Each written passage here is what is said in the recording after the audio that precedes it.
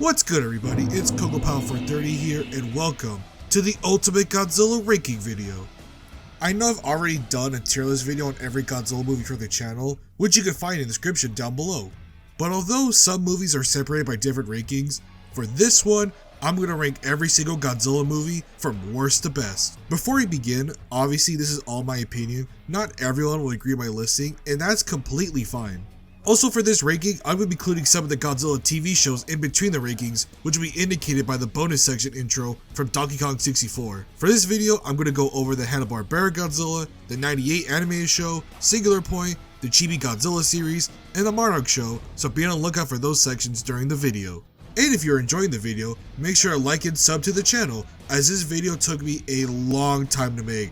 I started the script all the way back in June of last year. And if you want to become a member of the channel, you can click on the link down in the description to further support me and the channel. I have a lot of new ideas for 2025, so if you want early access to more kaiju content and other challenge videos, then sign up today. But with all that being said, let's find out which Godzilla movie can truly reign as King of the Monsters.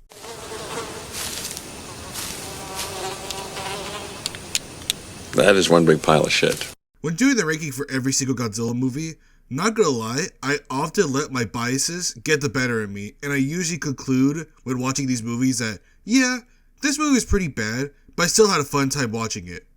However, out of all the 38 Godzilla movies that are currently released, I can say that for two movies in particular, and I had a real difficult time choosing which movie deserves a coveted last place spot.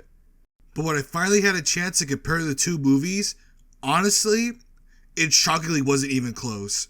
The worst Godzilla movie I have ever seen is Godzilla Planet of the Monsters. This movie, wow, this movie is awful. Now, truth be told, I ain't gonna lie to everybody. For the tier list video, I actually didn't rewatch this film. I just remember my first experience with this movie back in 2017 and thinking that it was rough, and I quickly forgot about it and just rewatched Shin Godzilla instead. But finally coming back to this movie nearly 8 years later, it's not as bad as I remembered. In fact, it's a lot worse than I remembered. Oh my god, how did I block this movie out of my mind? This was the only time during my Godzilla watch along for this video that I actually fall asleep during this film. And I can pinpoint exactly where I started the nod off.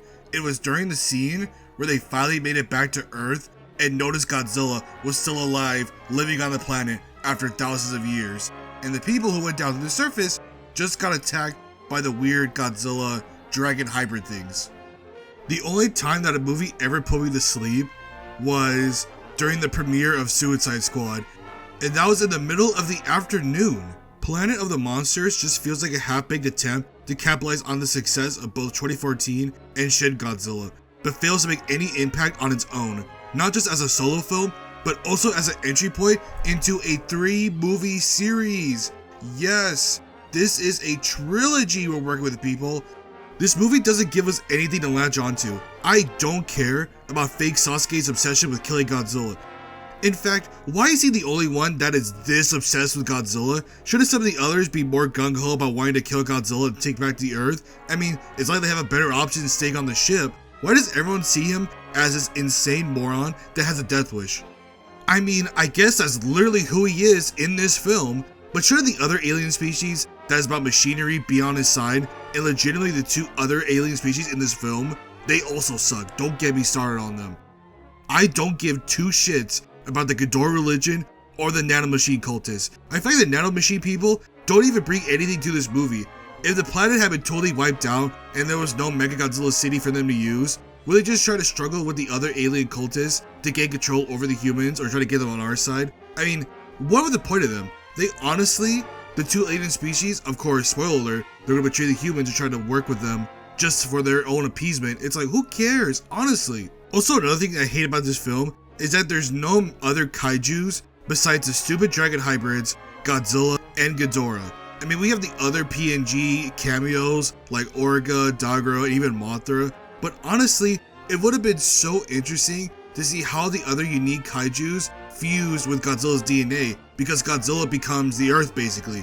He is the ecosystem, which is honestly an interesting concept on paper, but when executed was just so horrendous and so boring that there was really so much potential in this, but it was just so poorly done that it makes me wish that this trilogy was never made, because this is awful. Like, they even mentioned that the leaves in this earth are so sharp that they can pierce you easily, but that's kind of just a side note for this whole thing. It's like, seriously? They're just running through the forest with no problems, seeing how the basic leaves can kill you? How could the grass not kill you? How can anything not kill you on this planet? It's like, what? You're telling me that anything can literally kill me in an instant? But no, it's fine, we're all good here. It's like, what? Hello? Am I going crazy here? Why even mention this fun tidbit if it adds nothing to the film? Was there no attempt to make a proper world surrounding the 300-meter Godzilla? And yeah, can I just say, the design sucks. I read through some of the comments of the Godzilla tier list video I made back in 2023, and I had some people attempting to defend Godzilla Earth, and while it is your opinion, and if you like the design, that's great. I personally can't see any argument for how the design is not bad. There's no emotion, no skill to this Godzilla.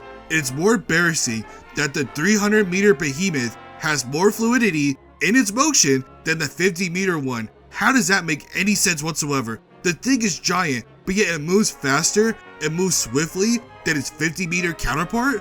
What? I really don't want to clump these movies as a whole, because obviously the other two aren't going to be mentioned yet, but the fact of the matter is that for what we got an awful, boring, lifeless Godzilla movie that has zero redeeming qualities and should be skipped over by any fans attempting to marathon these movies. Planet of the Monsters is sadly a foreshadowing of things to come in the Godzilla trilogy, and is easily the worst Godzilla movie I've ever seen. Nothing comes close to this. Well, maybe except for that other awful movie I mentioned. I say over and over and over again, I hate being alive, I hate being alive, I hate breathing, I hate being alive. I'm in tremendous pain, I'm in tremendous pain. Help me, help me, help me. I'm in so much pain, I'm in so... Godzilla vs. Gigan is not a good film. Dare I say, it's quite horrendous, which, for me, is such a shame, because the director of this film, Jun Fukuda, made a Godzilla movie before this one that is leagues above this movie. But we'll get to that one later down the road. For now, this trainwreck of a movie was during the dark ages of Godzilla movies. In the middle between All Monster Attack and Godzilla vs. Megalon is where the series was at a major low point, and it clearly shows with the production of this film. Although for me, it is interesting to see the story take place revolving around alien cockroaches masquerading as humans. They body snatch when killing them, and they plan to destroy Monster Island and, get them out of there. But the only problem with that is Destroy All Monsters was set in the 90s, so it took place in the future, right? So I guess this is before Destroy All Monsters, or after, or some weird in between. I have no idea. I mean, this whole series timeline is just so chaotic. Trying to explain it in like a few words is nearly impossible. I'm not sure if they actually ever addressed this, but I guess it's just there as a way to use stock footage from multiple movies. And I mean multiple movies. This movie uses more stock footage than Godzilla's Revenge. Yes, you heard me right. This movie has more stock footage than what is considered to be the quote-unquote worst Godzilla movie. That is absolutely unbelievable. Sure, Gigan looks cool, but throughout the film, you can really see the wear and tear in both the Godzilla and Ghidorah suits. They look like they're ready to fall apart in an instant. And this makes the movie look and feel cheap. Not quite the level of Gamera Super Monster, but clearly in the same atmosphere as it. And I'll give the movie this. The Godzilla Tower is a 10 out of 10 idea, and we should have an actual Godzilla Tower somewhere in Japan. I know we got the Godzilla head in the hotel, but we need an actual one eventually. Also, Akira Ifukumi's tracks here are all well done, especially the main theme for this movie. We even get the Destroy All Monsters theme playing here, alongside scenes from the movie. Nah, I'm being serious. Go back and take a shot for how many stock footage scenes they actually use from the previous Toho films. You'll be surprised just how many there actually are. I mean, let me give you a few right now. They take scenes from War of the Gargantuas, Mothra vs. Godzilla, Son of Godzilla, Destroy All Monsters, Ghidorah the Three-Headed Monsters. I think the Mysterians, don't quote me on that. One scene looked very familiar to me that was from the Mysterians. I'm not sure on that one. Godzilla vs. Smog Monster. I mean, oh my god, there is so much stock footage. Ew! Godzilla vs. Gigan is just bad. The story is bad, the acting is at an all-time low, and the monster scenes don't even hold up when comparing it to the other Showa era movies. The movie talks about internal peace, but the only internal peace I will ever get is by never watching this film again. Here you are, sir, one Krabby Patty. Oh boy, Godzilla the Planet Eater. This is the last movie of the Godzilla anime trilogy, and although barely better than the first one, it's still got the same problems the first one has. It doesn't make any improvements that the second movie helped set up for the finale.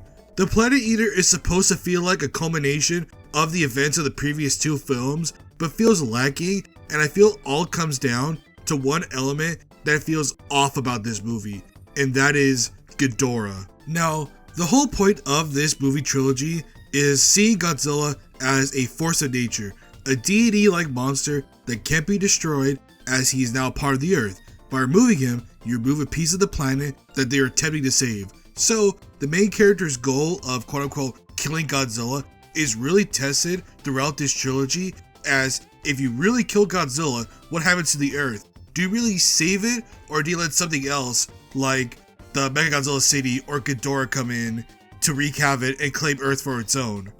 And it all leads him to wonder, what was he trying to do in the first place, as killing Godzilla is impossible to achieve. And now all the humans that survived had to realize that basically what happened is that they had to coexist with Godzilla. They attempted to leave the planet and find a new planet to call home. That didn't work. They attempted to trust two alien species that promised to help them destroy Godzilla once and for all, and that didn't work. So now they have no choice but to work to live alongside Godzilla, as he's seen as a natural disaster that can't be bargained with or can't be ignored. The whole trilogy in general is pretty bleak overall. It leaves us pondering with this question that revolves around technology and religion that honestly isn't a bad message. It's just too bad the whole execution of it has a lot to be desired. And I guess to an extent, it all boils down to how Ghidorah is portrayed in this film. Ghidorah is the cultist god, as he was the one who destroyed their homeworld, and since then the aliens have gone across the universe, having Ghidorah show up, devour the planet, leave, and repeat. The aliens' faith in Ghidorah is insane, as they are basically a death cult attempting to have their god overthrow the current god, which is Godzilla. Ghidorah is not even a part of this reality. He bends gravity and space to his will, and the whole series feels like it all revolves around faith. If this ain't a metaphor for the dangers of televangelists and abusing one's faith, then I don't know what is. Especially given how they were able to get Ghidorah here in the first place. But can I just say, the Ghidorah design is fine, I guess? And the concept of Ghidorah being in another dimension entirely was actually interesting. And seeing Godzilla's beam get altered to not hit Ghidorah was really cool to see. But that's basically it for the positives. I mean, to be honest, Ghidorah just looks like Manda drenched in gold. I mean, I just can't unsee it. The anime trilogy is just a tough watch to fully get through. And although the themes and messages for the trilogy are interesting on paper, the execution was lackluster to say the least. Sadly, not even the worst King Ghidorah movie on this list. Thanks, Godzilla vs. Gigan. Thanks a lot.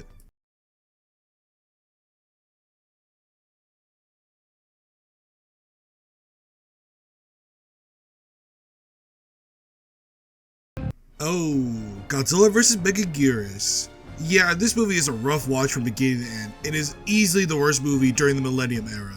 I can see why the Millennium Godzilla movies were often struggling at the box office, and they had the first two movies be atrocious, and audiences probably just wanting to stay at home rather than go and watch these movies. Also, the director of this film, Masaki Tezuka, would go on to direct the Kiryu movies, so what the heck even happened here? Some of the scenes in this movie are actually great, like the shot of the main character holding on to Godzilla, the fight scene with Megaguirus, and the finale with the Dimension Tide being used like Godzilla was a pretty eventful finale, and even the music by Michiru Oshima was well done, and one of the standout soundtracks for the franchise. So, why does this movie still suck? Well, it all comes down to the rest of the movie being so dull and the characters being bland that it sadly drags this movie down tremendously. I get the notion of the humans being the least important thing in a Godzilla movie, but that whole rhetoric to me is just ridiculous. Godzilla is usually on screen for about 10 to 15% of the movie's screen time at most. So the rest of the time is filled with characters that are meant to keep us entertained or at least awake until Godzilla arrives. Some movies that we'll get to do this flawlessly, while others, such as this movie, fail to make a real impact. And the main character's tragic backstory gets done again in another Millennium movie that is done way better in my opinion. Although Kiriko is the only real character that people can root for in this entire movie. Also, I don't really care for Megaguirus. Megaguirus is sadly not that interesting of a villain. The Meganulon are such obscure kaijus that make an appearance in the 1956 Rodan, so it's kind of crazy that Toho greenlit this idea that they would be the main villains for the film, considering that a certain other film had to go through major changes to not have obscure kaijus be the main stars anymore. I wonder if the failures of this movie were the reason that Varen and Gearus got booted out of GMK. Could that be the case? I'm not really sure. It's such a shame that this movie was such a dud, but I'm glad Toho gave the director another chance at Godzilla movies, because for how bad this movie was, the director did a complete 180 with their next two movies, that's for sure. I'm over here diving into the darkest rabbit holes that nobody should be watching. It's good. It's good. It's good for my soul. There is no God. There is only Minya. Now, for all the trash talking I've given this movie, how I disregarded it as not a real movie, but a mind-numbing experience set to cater to those who lack the strength of character to continue with their middling and tiresome kaiju viewing experience, and will gladly pass this movie off as just a pathetic piece of cinema? Well, they'd still be right. But upon looking back at this movie with sober eyes, I can't in good faith call this the worst Godzilla movie ever made. It's still bad, don't get me wrong, but I had to think, is this movie worse than the bottom tier movies I've already listed down below? And to that, I had to say, no. Honestly, it's not. This movie feels more like a sad cash grab after a certain movie before this flopped hard in the box office. All Minions Attack is just a cheesy children's film that dulls the mind of its viewers. The fact that this movie has less stock footage shown than Godzilla vs. Gigan is astonishing. And to put it frankly, this movie is just a cocomelon of the Godzilla series. Shameless, key-shaking, attention-grabbing nonsense that is so mundane that it's difficult for me to truly hate this film like I used to back when I was a child, and would loathe the thought of hearing the American theme for this movie ever again. The movie doesn't annoy me like Planet of the Monsters, it doesn't disappoint me like Godzilla vs. Gigan, and it doesn't bring me to boredom like The Planet Eater. Godzilla's Revenge should not be viewed as a movie, but as a compilation of Godzilla movies like they used to do back in the day for re-releases of certain Godzilla movies. This is what Japanese kids used to see in theaters back in the day, and for that, it feels like an odd time capsule for how life was during the late 60s for lower to middle class Japan. Seeing how a young kid uses Godzilla as a way to escape his own life and learn to stand up for himself against his bullies and kidnappers. Okay, wait, he got kidnapped? And yeah, he gets kidnapped during this movie. What the heck even is this movie about? But I spent enough time talking about this movie. Let's get back to the rankings and see what movie is just a tad bit better than this one, in my eyes. There's no reason for me to live. No reason at all. Man, Godzilla vs. Space Godzilla. What a sad disappointment of a movie. Is it harsh to put this movie below some of the other Godzilla films that are notorious for their awful quality and have this be the 5th worst Godzilla movie of all time? Maybe. But sorry to all the Space Godzilla fans out there, but this movie just doesn't do it for me. To be fair, let's talk about some of the positives for this film. As compared to the other movies that were down in the cellar, at least this movie has some positives I can immediately think of, like Space Godzilla. The idea, although kind of being ridiculous, that I will not go on about anymore because I got corrected so fast, I'm just gonna talk about it. If you know it, you know it. I'm not gonna tell you because apparently the YouTube comment sections are just crazy. And I also like the music for this film. It's not too bad actually, and I like Space Godzilla's theme. It's like if the Godzilla theme got altered to be more mysterious and even more majestic. I don't know how to perfectly describe it, but it just fits Space Godzilla's whole dynamic. And that's basically it. Yeah, this movie is sadly very forgettable, and I just finished watching it for this script. The story is just boring. Miki is the only good human here. Even the old man who wants revenge on Godzilla isn't that interesting, sadly. And do not get me started on Mogira. Look at how they massacred my boy. The fights in this movie aren't even that interesting. I know the Heisei era gets a reputation for just being beam battles, but this one, it feels like just constant beam battles, and it sadly just makes me more and more disinterested with the movie as it attempts to be somewhat of an eventful climax. I feel like I'm more critical of this movie in particular due to the fact that this movie, although not being the most original plot, with Space Godzilla being made from G cells, which honestly, he could join the Godzilla lookalike or possible clone club. It's just, when comparing him to the other inferior villains, Space Godzilla could have worked. Having a villain who can match Godzilla's strength, but also have high intelligence, could have made Space Godzilla a very unforgettable villain and probably one of the most strongest villains Godzilla's ever faced. But, to be honest, they don't really do much with that. I mean, in the comics they do, but that's about it.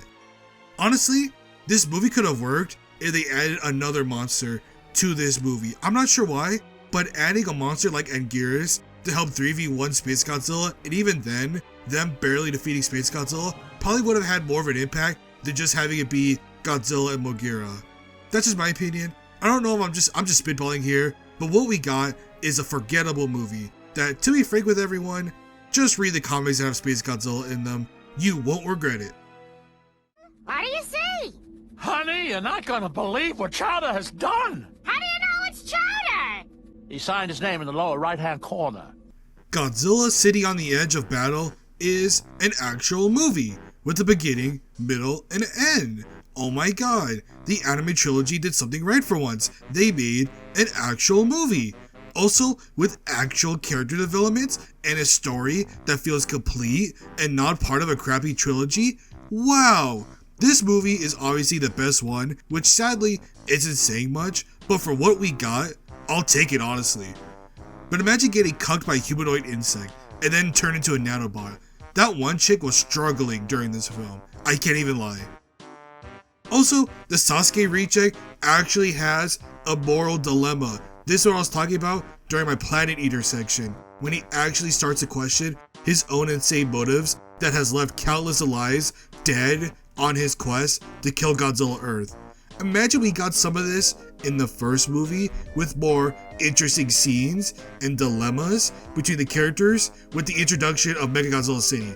Sadly, I still don't care about the other alien species that use the nanometal to fight against Godzilla, but at least it makes for an eventful finale that makes the main character question his own goals and makes him come to a proper conclusion in the end. I mean, my god, we get an eventful finale that is way better than the two movies we got out of this trilogy by a mile. This movie feels like a proper movie. You know what I mean? I can't believe I'm saying this. I gotta repeat it over and over again. But this feels like a movie. It's so insane to me that the other trilogy movies just didn't get it right.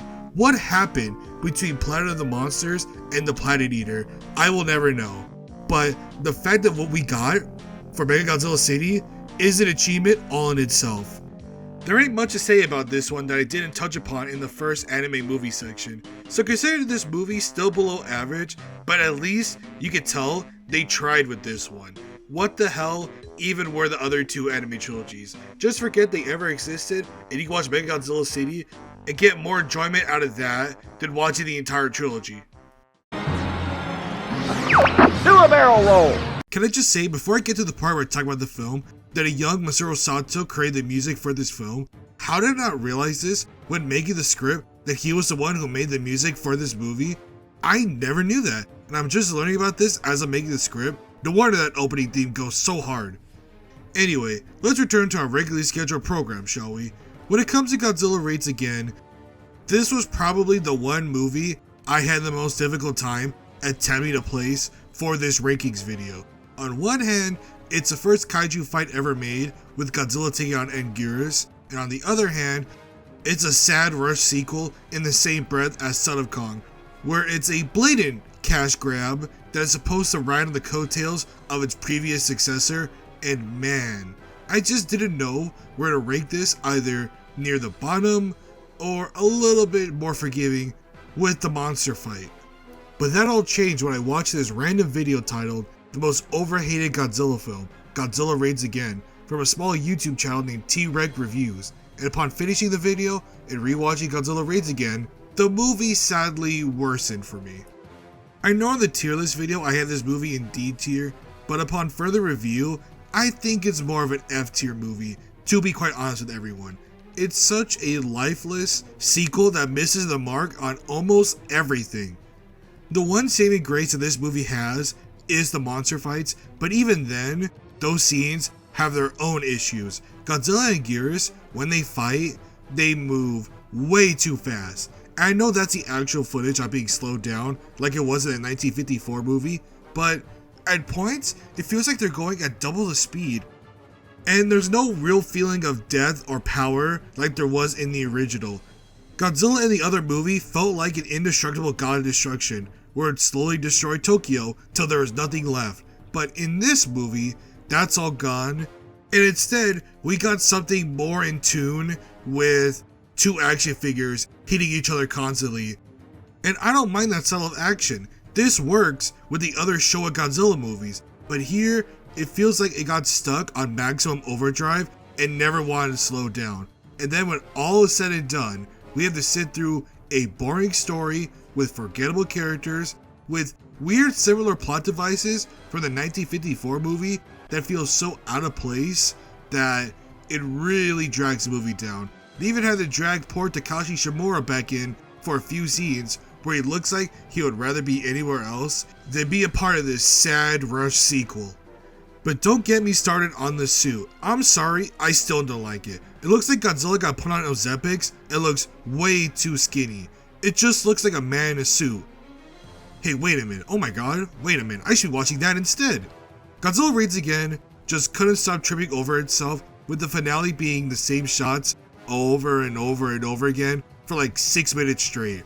The movie is just a very poor sequel that will sadly always be in the shadow of its superior older brother. When I'll do anything, I'll do whatever it takes to...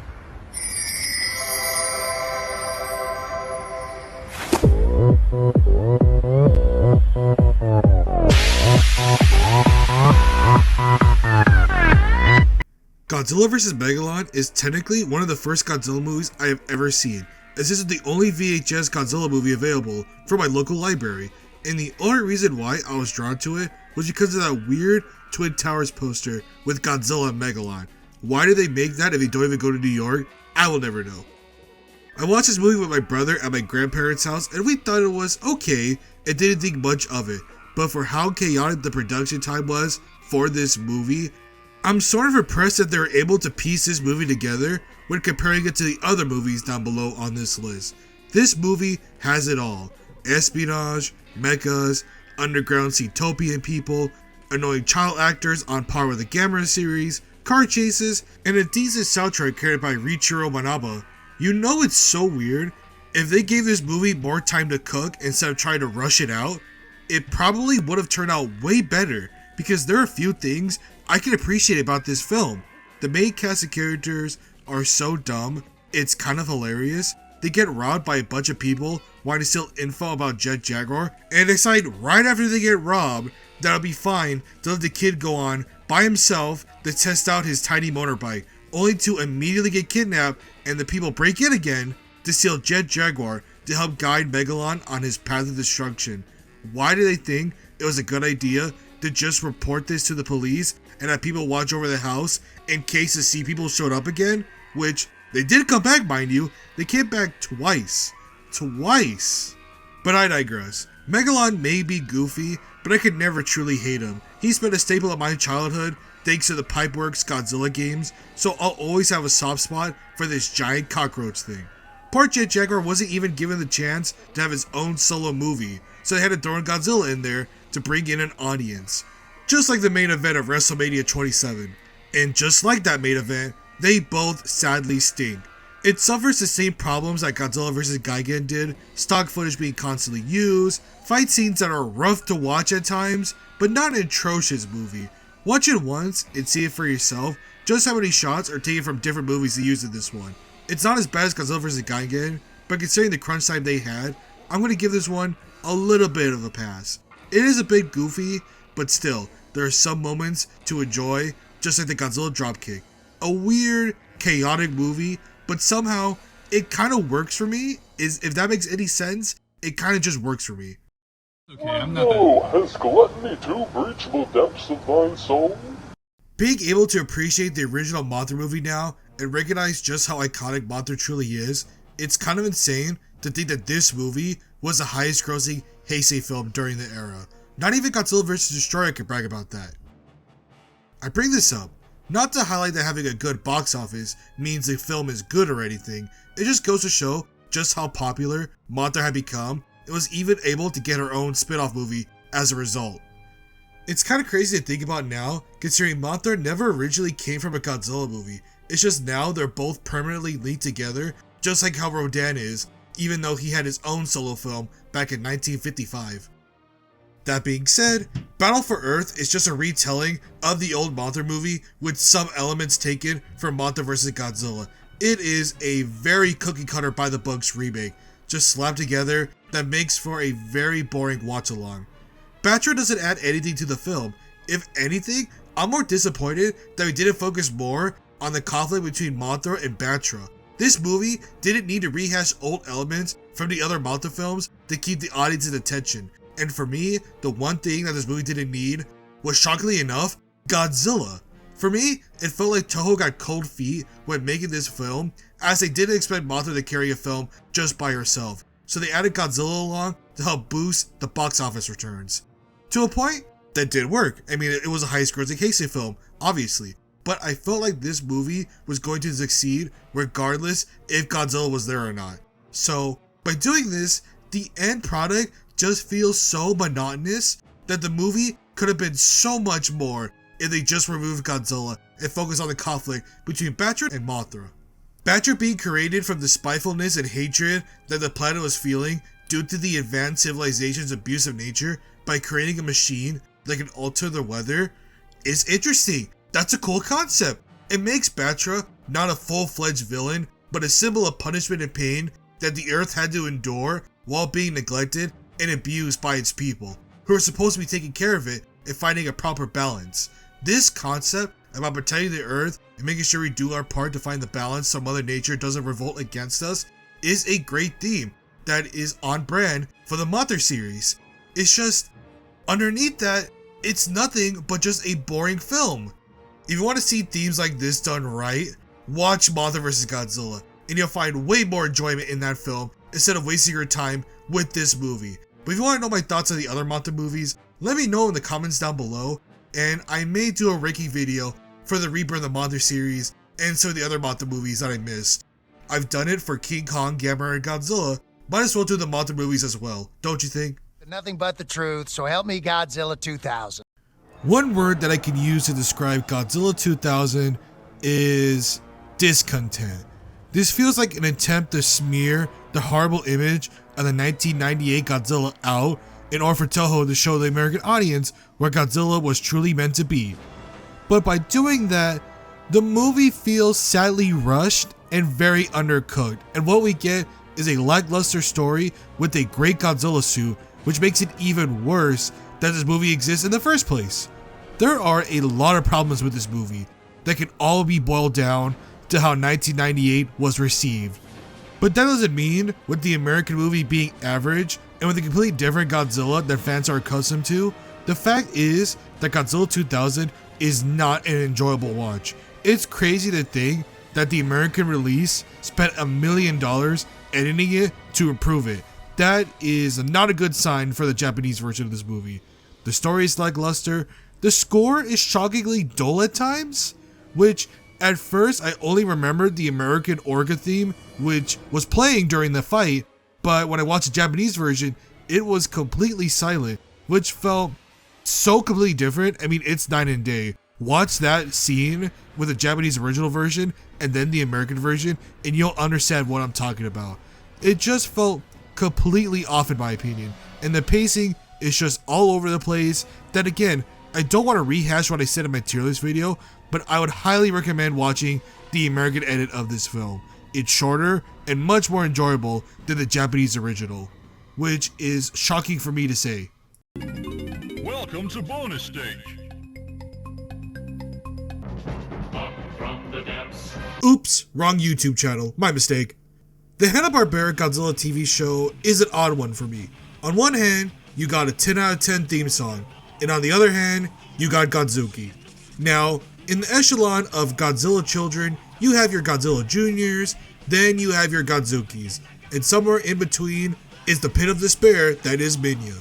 I'm sorry, but I can't stand this abomination to mankind, and his voice sounds even worse than Minya's. Sorry, Frank Welker, but what happened here? He sounds like he smoked too many Cuban cigars. That being said, for being in the late 70s, this was probably the only way for some young North American viewers to watch Godzilla, as a Hanna-Barbera cartoon, as during the time it would be very rare to get a VHS of one of the Godzilla movies in a local library, or even a VHS for sale if you got lucky enough to find one. The show itself, though, is fine. It's a new weekly monster beat-em-up, as Godzilla in this show is tremendously strong. Like, I wonder how this would fare against some of the other Godzilla variants if they were to go one-on-one. And that's basically it. The Hanna-Barbera Godzilla show was okay, and that's all I gotta say about it. Now I'll never have to see Godzuki ever again, and that makes me happy. The most dangerous animal on this planet. A violent creature filled with hateful thoughts and a lust for blood. Teeth like razors to suck the meat from your bone. I remember being so hyped for this movie when it first came out. We were just 1 year into the pandemic and things started to slowly go back to normal, as this movie was released for both theaters and HBO Max. Watching the film on premiere night, I absolutely loved it. I thought the action scenes were spectacular. Seeing Mechagodzilla return to form after not seeing him in a major movie since 2003. Do we really count Mechagodzilla City as a Mechagodzilla? What even is a Mechagodzilla City? And Kong being the main character was a very nice touch, and having him find his new home inside the Hollow Earth was a great finale. But as the years went on, and we got another Godzilla and Kong movie in 2024, this movie hasn't aged the best since it came out, and sadly makes it one of the weakest entries in the Monsterverse so far. Also, I just realized I never mentioned the Netflix Skull Island show for my King Kong ranking video, so here's my quick thoughts on it. It was okay. The show focused more on the stuff surrounding Skull Island, like the different creatures and stuff living on the island, rather than the focus beyond Kong. But the characters are kind of forgettable, and the show really doesn't get going till the last few episodes, and by then, you're probably not watching it in the first place. And I'm still not sure how this all revolves around the Monsterverse. I don't know, apparently during GXK they mentioned something about this show. I really have no idea, I wasn't paying attention. But overall, it's 5.5 out of 10.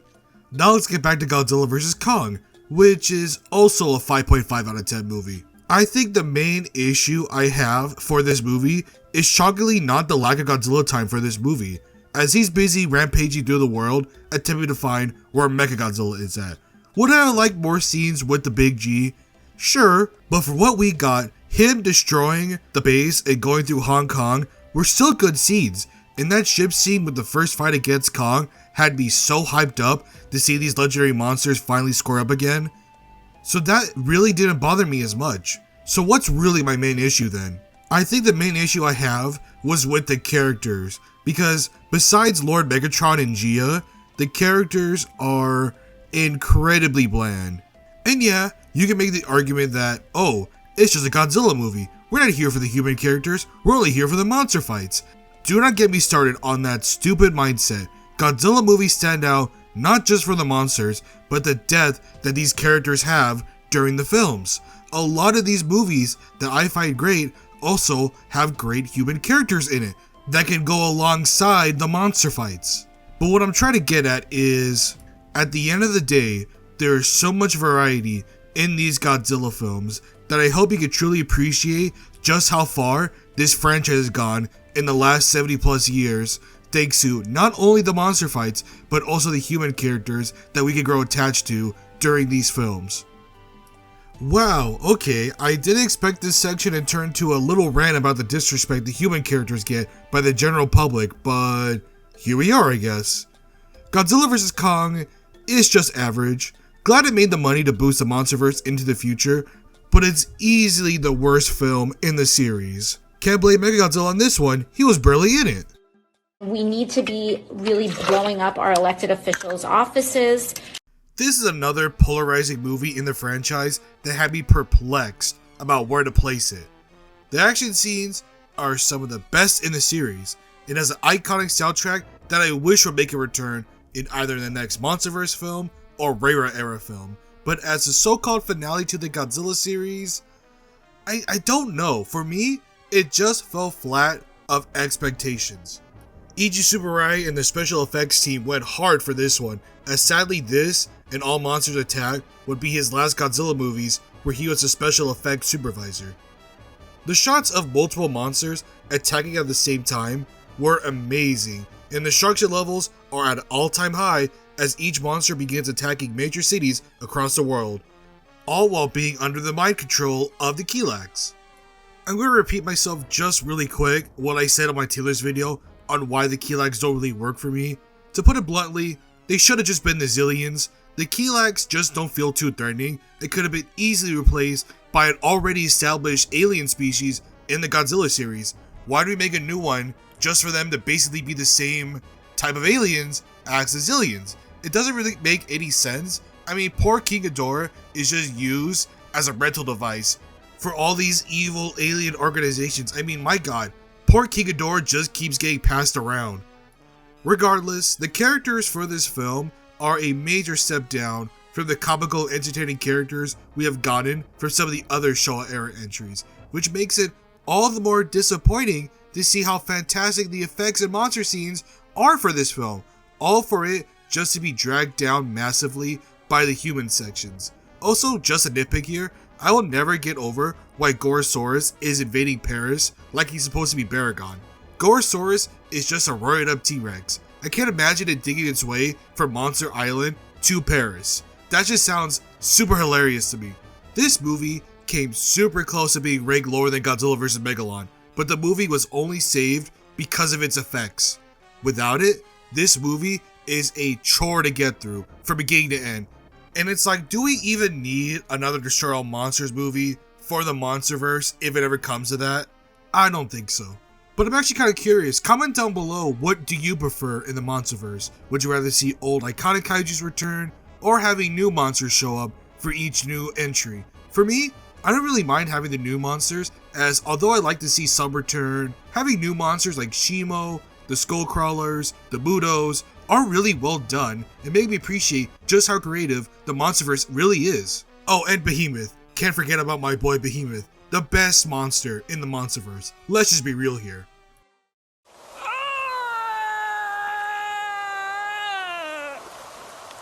No!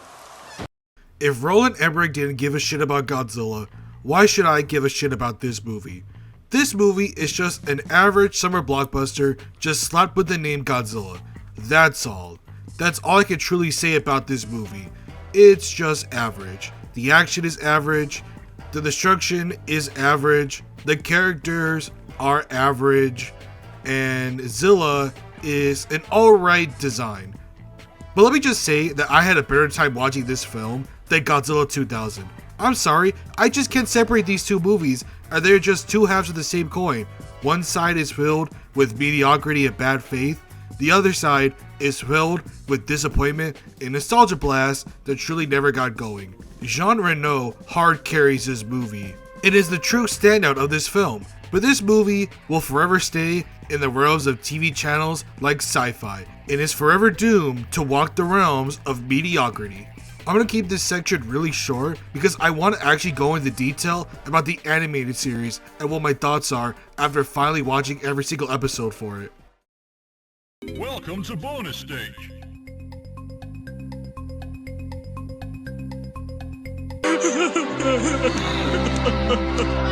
They're both losers! Losers! If we got this version of Godzilla in the 1998 movie, I don't think people would have been as mad as they are with Zilla now. The 98 cartoon is a follow-up to the ending scene of the movie where one last Godzilla egg is alive and was discovered by not Matthew Broderick. Yeah, none of the main characters from the movie actually returned for the animated series, which is expected obviously, but I mean, my god, they didn't even try to make the two of them sound similar or even look similar in the slightest. I mean, they look nothing alike. This show was just before my time, as I didn't grow up with Fox Kids, as I used to watch Disney Afternoon and Warner Brothers Kids. Shout out to the greatest show ever, Jackie Chan Adventures. Literally, it is the greatest animated show to ever grace my eyes. You listen to a cookie? Evening, Chan.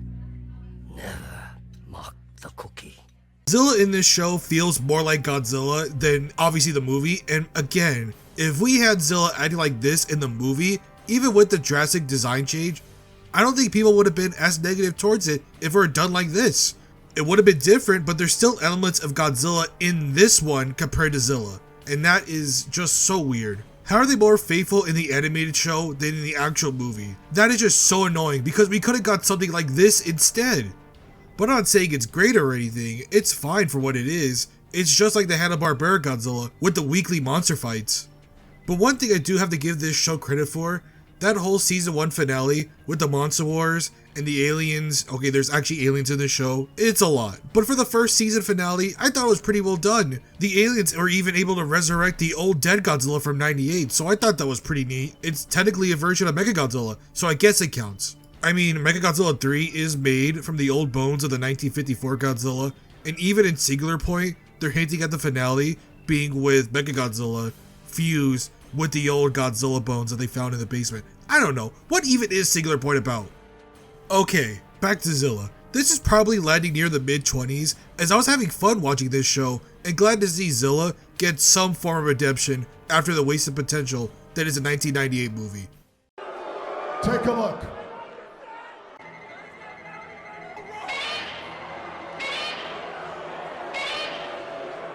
You know Gamera loved to use American actors for their films? Now Godzilla want a piece of the action, as we have American actor Nick Adams as one of the main characters for Godzilla vs. Monster Zero. With Invasion of Astro Monster, this is a direct sequel to Ghidorah, the three-headed monster, where the original cast of monsters return, except for poor Mothra.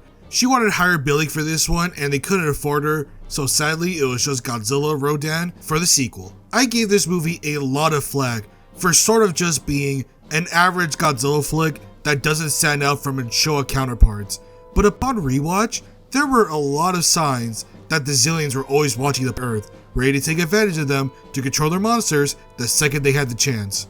The highlights of this movie are obviously the monster fights, and seeing Godzilla fight in outer space is a crazy spectacle that hasn't been replicated since.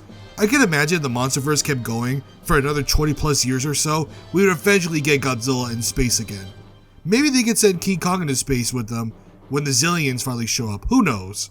But for what it's worth, Invasion of Astro Monster has some great monster destruction that sort of gets crippled by a below average story about anti-colonialism, as shown with the Zillions wanting to conquer the Earth by pretending to be peaceful and only revealing their true colors when they have the upper hand. Where have I seen this before? The movie as a whole is, ironically enough, overshadowed by the Godzilla dance. Invasion of Astro Monster, although a more serious film in the Showa era, still had its moments that I feel like was almost making it close to being good. It had all the right ingredients in there to make it a really underrated Godzilla film, but the movie just couldn't connect it all together, and for what we got, it's sadly average. Their mission was to destroy the #1 enemy, the King of Monsters, that appeared in 1954 and has since regularly threatened man's very existence on this planet. Its name is John Cena! The last Godzilla movie to use suit animation, it's only fitting that the final Millennium movie does their own retelling of Destroy All Monsters and have all the monsters gathered into one movie. It's tough to rank these two separately, as they both share similar traits, although one movie has great practical effects with bland characters, the other one has great effects but no characters. But Final Wars makes up for this by going at 100 miles per hour constantly and never stopping for anything. This movie is legitimately insane. I can see why so many new fans would adore this movie. this is Godzilla at its peak, with the human scenes being just as crazy as the monster fights. So this movie is just crazy from start to finish. Are there a lot of problems with this movie? Absolutely. The pacing is constantly set to overdrive, so even if we get a few moments to just breathe and get settled in, that's basically it. The kaiju scenes are good, but not some of the Millennium Era's best. But some of the shots for this movie are great, like Godzilla standing over a ruined Tokyo while Monster X descends, Mothra and Gigan having an air battle over the destroyed Tokyo Tower, the final shot of Godzilla, and even the scenes where the main character is beating up the villain the same way as Godzilla is beating up Monster X. Those are some great shots that can get you hyped up and excited as the battle progresses. This movie has kind of grown on me over the years, and if you consider it one of your favorites, I can understand it. But to me, the highs of this movie don't make up for the lows, and for that, it's going at 23. Still a pretty good spot in my opinion.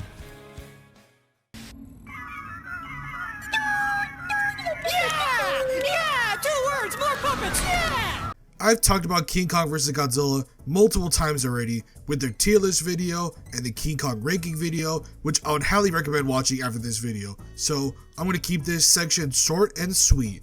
The movie is funny, King Kong looks scary, the Godzilla suit went in the B tier, and the fight was a historical moment for the giant monster movie landscape, breaking box office records that help solidify both King Kong's and Godzilla's legacies as the apex predators of the genre. If you can, go watch the original Japanese release of this film, as the heavily edited Universal version is kind of bland, but the cuts to the random scientists can get annoying at times.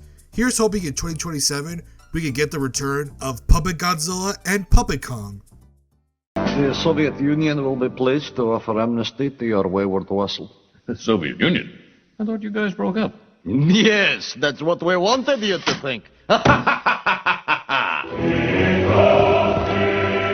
Just missing out on the top 20 is The Return of Godzilla, and this is the part where a lot of these movies become very difficult to rank, as I watch these movies on multiple occasions and have pretty strong opinions on each one.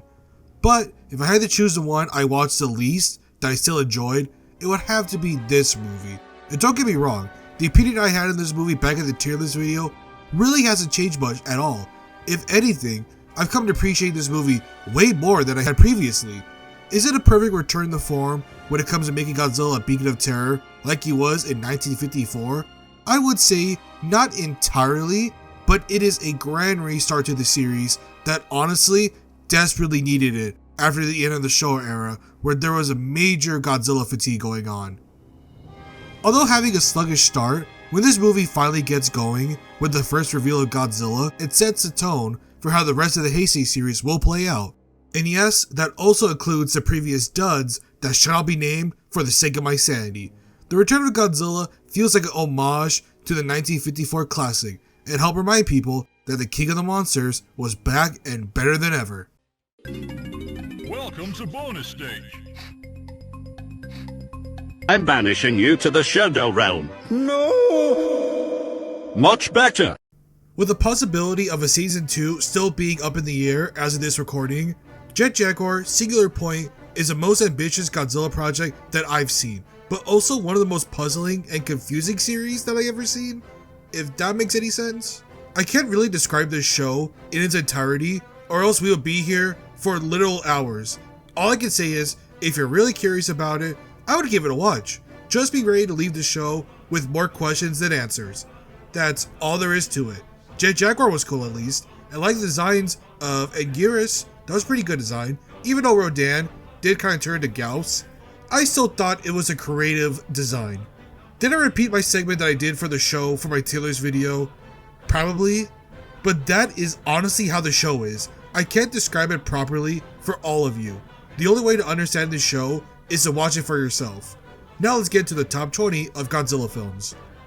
And yeah, I still don't like the Godzilla Ultima design. I'm sorry, it just looks so goofy to me.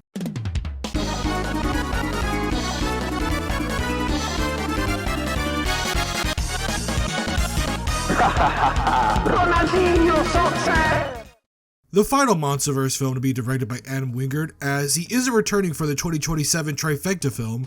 A new director named Grant Stupor will be taking the helm this time around. So how did the sequel to the lackluster 2021 movie do for me? Better? Actually a lot better this time around. I really enjoyed this film when comparing it to Godzilla vs. Kong. I don't want to go on a whole rant like I did for GVK, so I'm going to keep this brief because I already committed a whole video on this movie when it first came out. So, to summarize, I enjoyed the hell out of this movie. Trapper and Bernie are the highlights in this movie in my opinion. And I'm glad that Legendary was able to get back Dan Stevens for the 2027 movie. So that's a really good bring back. Now all they gotta do is bring back Bernie and we're set. I loved how they completed Kong's story as he saved his fellow Kongs from working under the tyranny of Scar King. And now Shibo is free, Kong is free, Zuko is free, and now they can all live a peaceful life until, you know, the next disaster occurs. So with Kong's story basically wrapped up, I mean, I don't know really what more they could add to Kong's entire arc. So now, let's try to focus a bit more on Godzilla, please. I know for this movie, I'm going to give it a pass because this was basically Kong's epic finale, which I thought they did a fantastic job completing his story. So now let's try to focus a little bit more back on Godzilla, please. I mean, we have so much more stories to tell that I know this is Godzilla vs. Kong 3, but I hope for the next one, we can get a real Godzilla 3 and have Kong, Shimo, and Zuko kind of relax in Hollow Earth because their story is done, and with the third Godzilla movie, this could be the return of missing titans that are present in King of the Monsters, like Rodan maybe, or bring back Behemoth, who knows? I mean, the possibilities are just endless. One nitpick I do have with this movie is the Rio de Janeiro fight felt anticlimactic for me, and I felt like it just happened basically in 2 minutes. It's like we got to Rio de Janeiro, and then it just kind of ended as quickly as it began. I would have loved to see them fight more inside the Hollow Earth because for what we got, it was so amazing, and the anti-gravity fight scene was simply phenomenal.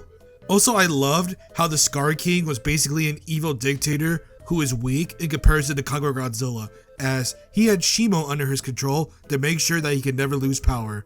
And when he finally loses power by having the crystal explode and Shimo being free, you can really see just how weak and pathetic the Scar King truly is. Imagine that, a fascist getting what they deserve, only in the Monsterverse, because in real life, we re-elect them into power instead. Overall, Godzilla and Kong: The New Empire is a fun movie that keeps you entertained till the very end. And that whole message of anti-colonialism that Trapper gave to Bernie, and him having a turning point moment, was well done. More of that please in the next movie.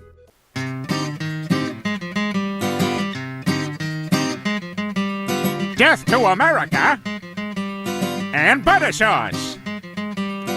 You know, King Kong vs. Ibra as a sequel movie to King Kong Escapes makes a lot more sense than what they turned this movie into.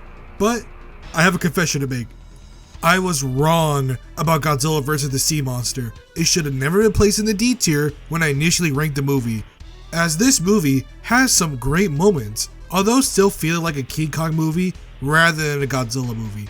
It's the thing that in some alternate universe, the first King Kong and Mothra interaction was not in the New Empire, but in this movie instead. Would Mothra still have the cigarette butt stuck to her in that movie as well? Who knows? Godzilla vs. the Sea Monster has a different dynamic when it comes to the Showa-style Godzilla movies, where the story in this movie actually carries the movie rather than its action scenes, because, yeah, besides the first appearance of the sea monster and the fight between Godzilla and Ibra, the monster action is shockingly lackluster in this film. Need I say anything about the giant carnivore scene? I mean, my god, that is rough. And Godzilla destroying the Red Bamboo's army base was okay. Honestly, they're trying to go for more King Kong action sequences than they were Godzilla, because obviously this is meant to be a King Kong movie. But I was way more interested in the story with the characters rather than the monster fights. Because this movie starts off with a fishing boat going missing in the South Seas, leading to a young kid to attempt to search for his brother, as he was told by his sidekick that his brother somehow survived the wreck and is in desperate need of some help. The main character went through a lot of trouble to try to find a way to get to his missing brother, even from attempting to enter a dance competition with the winner getting a brand new yacht. Imagine dancing for like hours upon hours to win a free yacht, that'd be great. And when he fails to win the boat, he attempts to steal a boat from poor Akira Takarada, all in the name of discovering the truth on what happened to his brother and the fishing boat. The beginning section for how they get to the island is a bit goofy. I mean, they got 3 guys who can easily bully this dude into turning the boat around at any time, but since neither of them actually know how to sail a boat, they're stuck with them. I mean, why did Akira Takarada buy a boat if he doesn't even know how to sail it? That's kind of hilarious. Masaru Sano does a phenomenal job with the score here, and Ibra's theme, while the giant claw rises out of the ocean, was fantastic.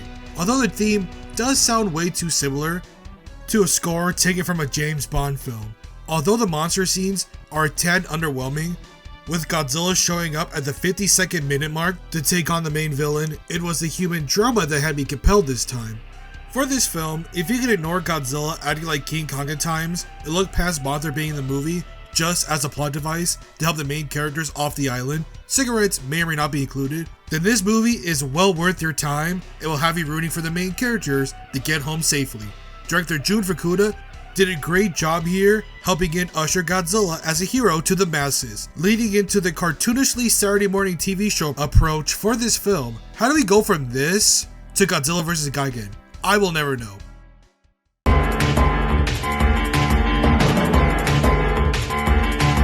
Out of all the Godzilla movies that I've ranked so far, none have fallen so far down the list as Godzilla vs. King Ghidorah has throughout this ranking process. This movie for years has always been in my top 10, heck, even bordering on top 5 if I'm being honest. I used to constantly watch this movie growing up, to the point where the backside that contained Godzilla vs. Mothra didn't work anymore. It would always freeze at the intro screen. So it kind of pains me to rank this movie so far up the list, but the major problems of this movie's plot sadly can be ignored when you take like 5 seconds to think about it. It's odd to see how the timeline is still the exact same, even though they moved Godzilla and replaced it with King Ghidorah. So how would anyone know, besides the Imperial Army garrison that saw Godzillasaurus attack them and the US troops back in the day, even remember about Godzilla? Wouldn't this timeline be all about King Ghidorah and how in 1954 it destroyed Tokyo? And I'm assuming that it didn't meet the same fate as Godzilla did with the Oxygen Destroyer, but then again, the whole plot is really just a big mess, and the Futurians did a horrible job on trying to stop Godzilla. Also, can I get a proper explanation why the Japanese Futurian looked shocked when the other two announced their evil plan after finally creating King Ghidorah? It's like, did you forget you left the Dorats back in the past in 1945? Yeah, you left the Dorats there when you knew that area was going to be a nuke dumping ground. It's like, hello? Did you forget how Godzilla was made? Now you replace it with King Ghidorah and you're shocked? It's like, what even is this movie's plot anymore? I'm just so lost. This is just one big messed up timeline where nothing makes sense. The movie's still enjoyable, the fights are great, the music is fantastic, but out of the big 4 Heisei Godzilla films, this is shockingly one of the weakest. Which doesn't make it bad, I still enjoyed it even with its flaws. And Godzillasaurus' roar is just Gamera's roar, which makes me yearn to rewatch the Gamera Heisei trilogy again. But the whole plot revolving around Japan becoming so powerful in the 23rd century that they could just buy other nations' land, like in South America and Africa, was an odd concept. But hey, somehow in this timeline the Soviet Union lasted for over 300 years. Stalin would be proud. Godzilla vs. King Ghidorah is now, I guess, a guilty pleasure for me. Yeah, the whole plot is just one big garbled mess, but it's still a fun ride that really gets going when Godzilla arrives. Just ignore the various plot holes that are present throughout this film. Those eyes, that hair, that figure, oh my gosh, it's worse than I thought! He's gorgeous! If I had a nickel for every time a Mechagodzilla film would get a sequel, I would have 2 nickels, which isn't a lot, but it's still weird that it happened twice. Although not on the same level as the first one, Terra Mechagodzilla feels like the epic finale that the Sharo Monster should have been for the Showa-era Godzilla films. Just hear me out for a second. In this film, Godzilla has his toughest opponent yet return in the form of a new and improved Mechagodzilla. But not only that, Godzilla also has to face a new monster, a powerful aquatic kaiju named Titanosaurus, who is brainwashed by the returning apes, and a new villain named Dr. Shinzo, sounds like Jinzo, Mifune, who is working with the Simians. Yes, Simians, with an E, just like how it's spelled. They're on a quest to destroy humanity once and for all, with a subplot revolving around an Interpol agent named Akira Ichinose and Dr. Mifune's cyborg daughter named Katsura, played by both Katsuhiko Sasaki and Tomoki Ai, respectively. I thought the B-plot was a lot more compelling than I initially thought, as it makes the ending much more tragic as Katsura sacrifices her own life to stop Mechagodzilla, as she was implanted with MG's controls, and when she dies, so does Mechagodzilla. The romance subplot I thought was well done and probably the best romance plot we've gotten in any Godzilla film.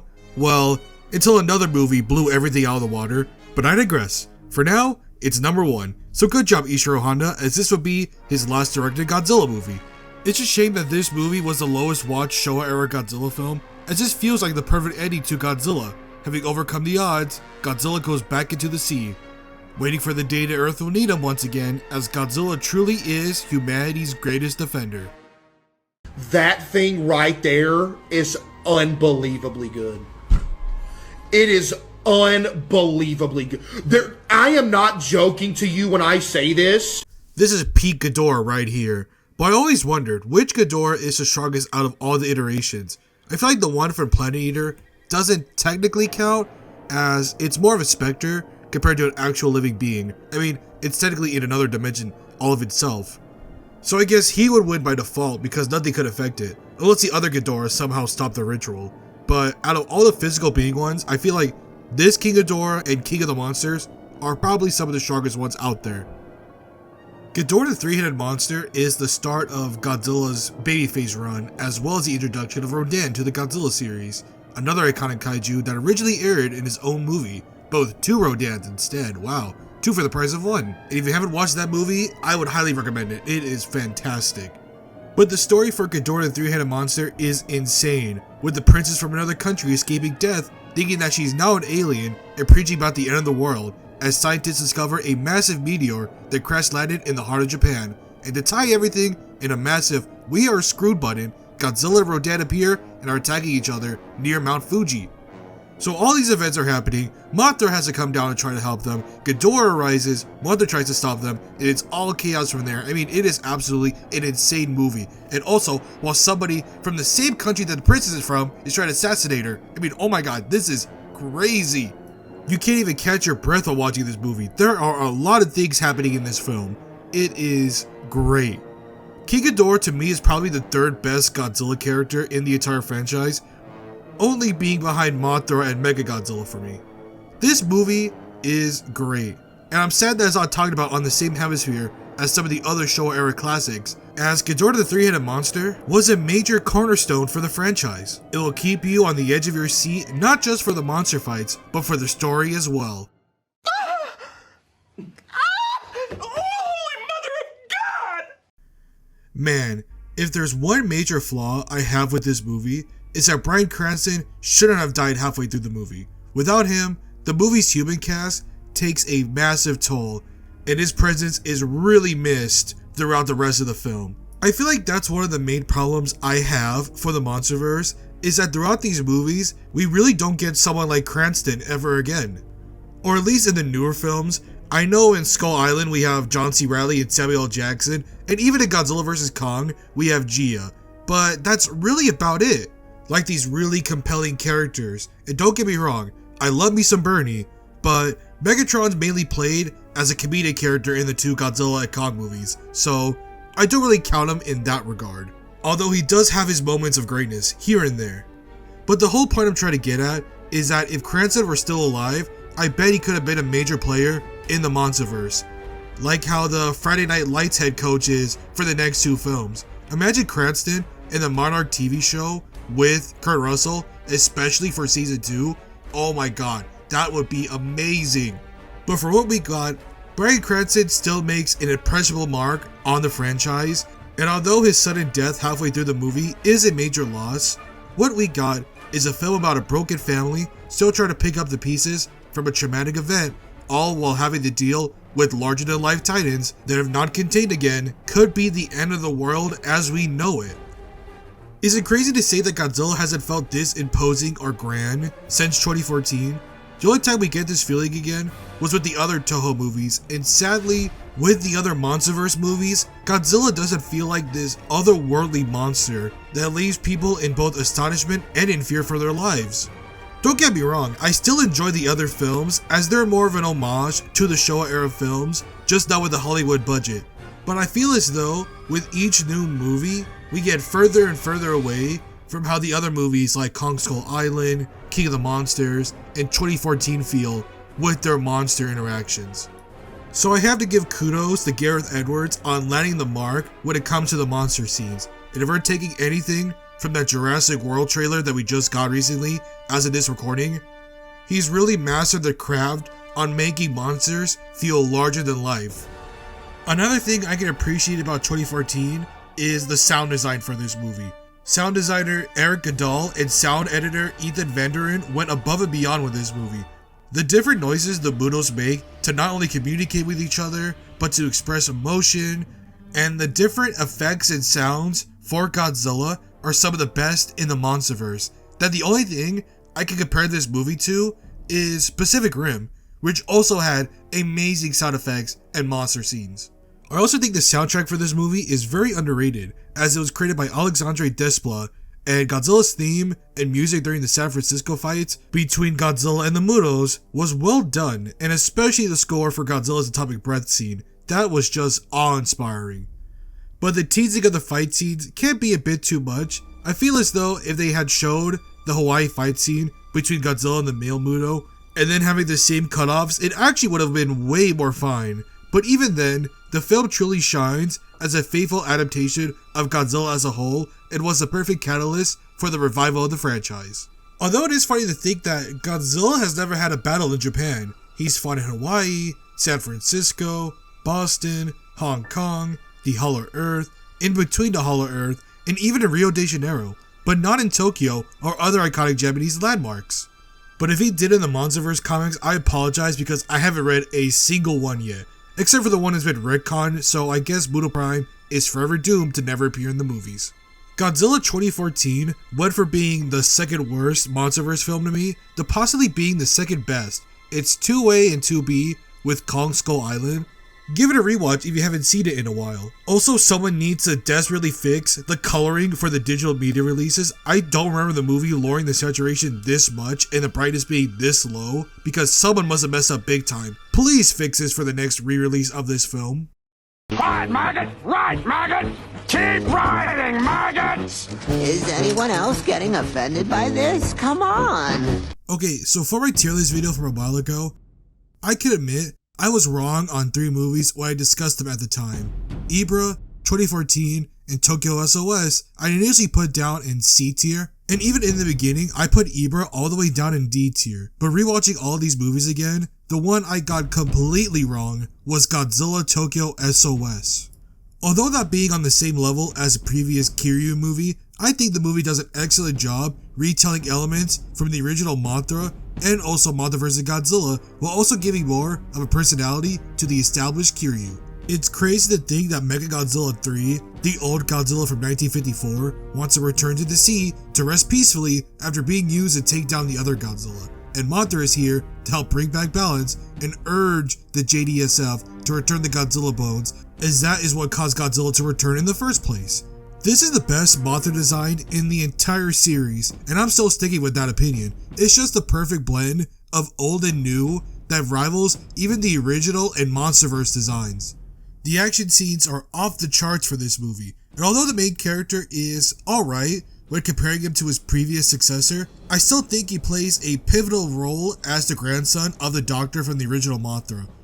It's great seeing Hiroshi Koizumi return, as he was a staple of the Showa era kaiju films and is a great callback. But I never knew his first true kaiju appearance was in Godzilla Raids Again as the main pilot Shoichi. That is crazy to think. I didn't even realize at first when rewatching the film. It was only when I looked at his IMDb page did I make that connection. Although losing the ability to use the Absolute Zero cannon, Kiryu is still just as deadly as before, and him and Godzilla go at it just like in the previous film, with the assistance from Mothra and her larva. So Godzilla is basically in a 1v4 situation. Well, 1v3 situation by the end of the movie. Godzilla Tokyo SOS is a fun sequel to Godzilla Against Mechagodzilla that builds upon it with meaningful characters, great callbacks, and a message about restoring balance in nature, with an eventful finale that I shockingly underappreciated at first glance. Another fantastic sequel for Mechagodzilla. Man, he just can't miss. Welcome to bonus stage. みんなで集まって怖い話をする夏の風物詩。Shout out to Chibi Rodan. We all deserve to be on the ground every once in a while.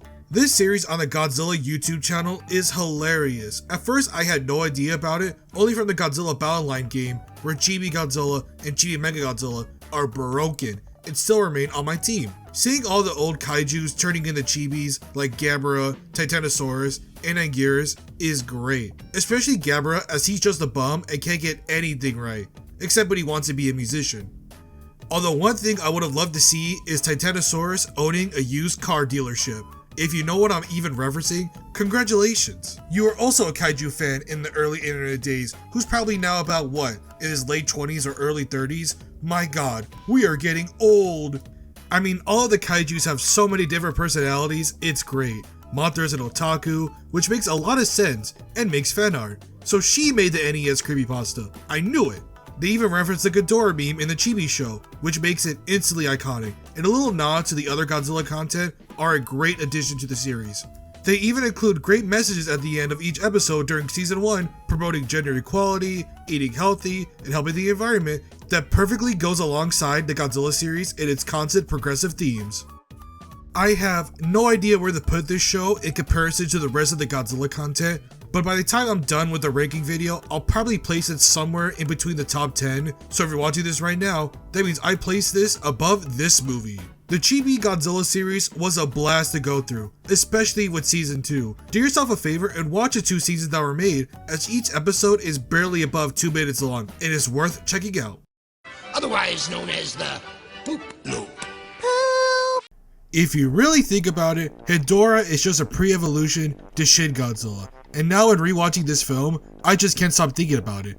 But Godzilla vs. the Smog Monster is the definition of a wild ride. I understand that most people view the Showa era as a goofy and kid-friendly era for Godzilla with little to no plot, but how could anyone view this movie and not think that sentiment is just flat out wrong? Hedorah is probably one of the more underrated kaiju that is entirely man-made, being made from all the waste and pollution that has suffocated our oceans and has completely damaged our planet. I never realized that Hedorah was meant to be a mutated tadpole because in the English dub, I don't think they make it clear what Hedorah is truly meant to be. Even the little kid encounters Hedorah at the beginning of the film and shanks that moron. That kid had a full-on knife with him, he could have cut up anything. That kid was armed and dangerous, oh my god. This movie is intense. People turning into skeletons, the main child's father getting disfigured by an encounter with Hedorah, and this movie is intense with its visuals. It holds nothing back when showing the devastation caused by the Smog Monster, and some of the crazy visuals shown during the intro theme and what a dude is hallucinating in the club were pretty trippy to say the least. The message in this film is great. Yeah, it's Godzilla cosplaying as Captain Planet for this movie, but the themes about pollution and taking care of the environment are all well done, and I'm going to sound like a broken record at this point if I mention how Hedorah is a perfect villain for the Monsterverse. I'm sure people get it at this point, but they should do it before we get introduced to some crazy kaiju out there like Gigan or Gorosaurus. And the animations they do and the science behind how Hedorah works was also fascinating to watch.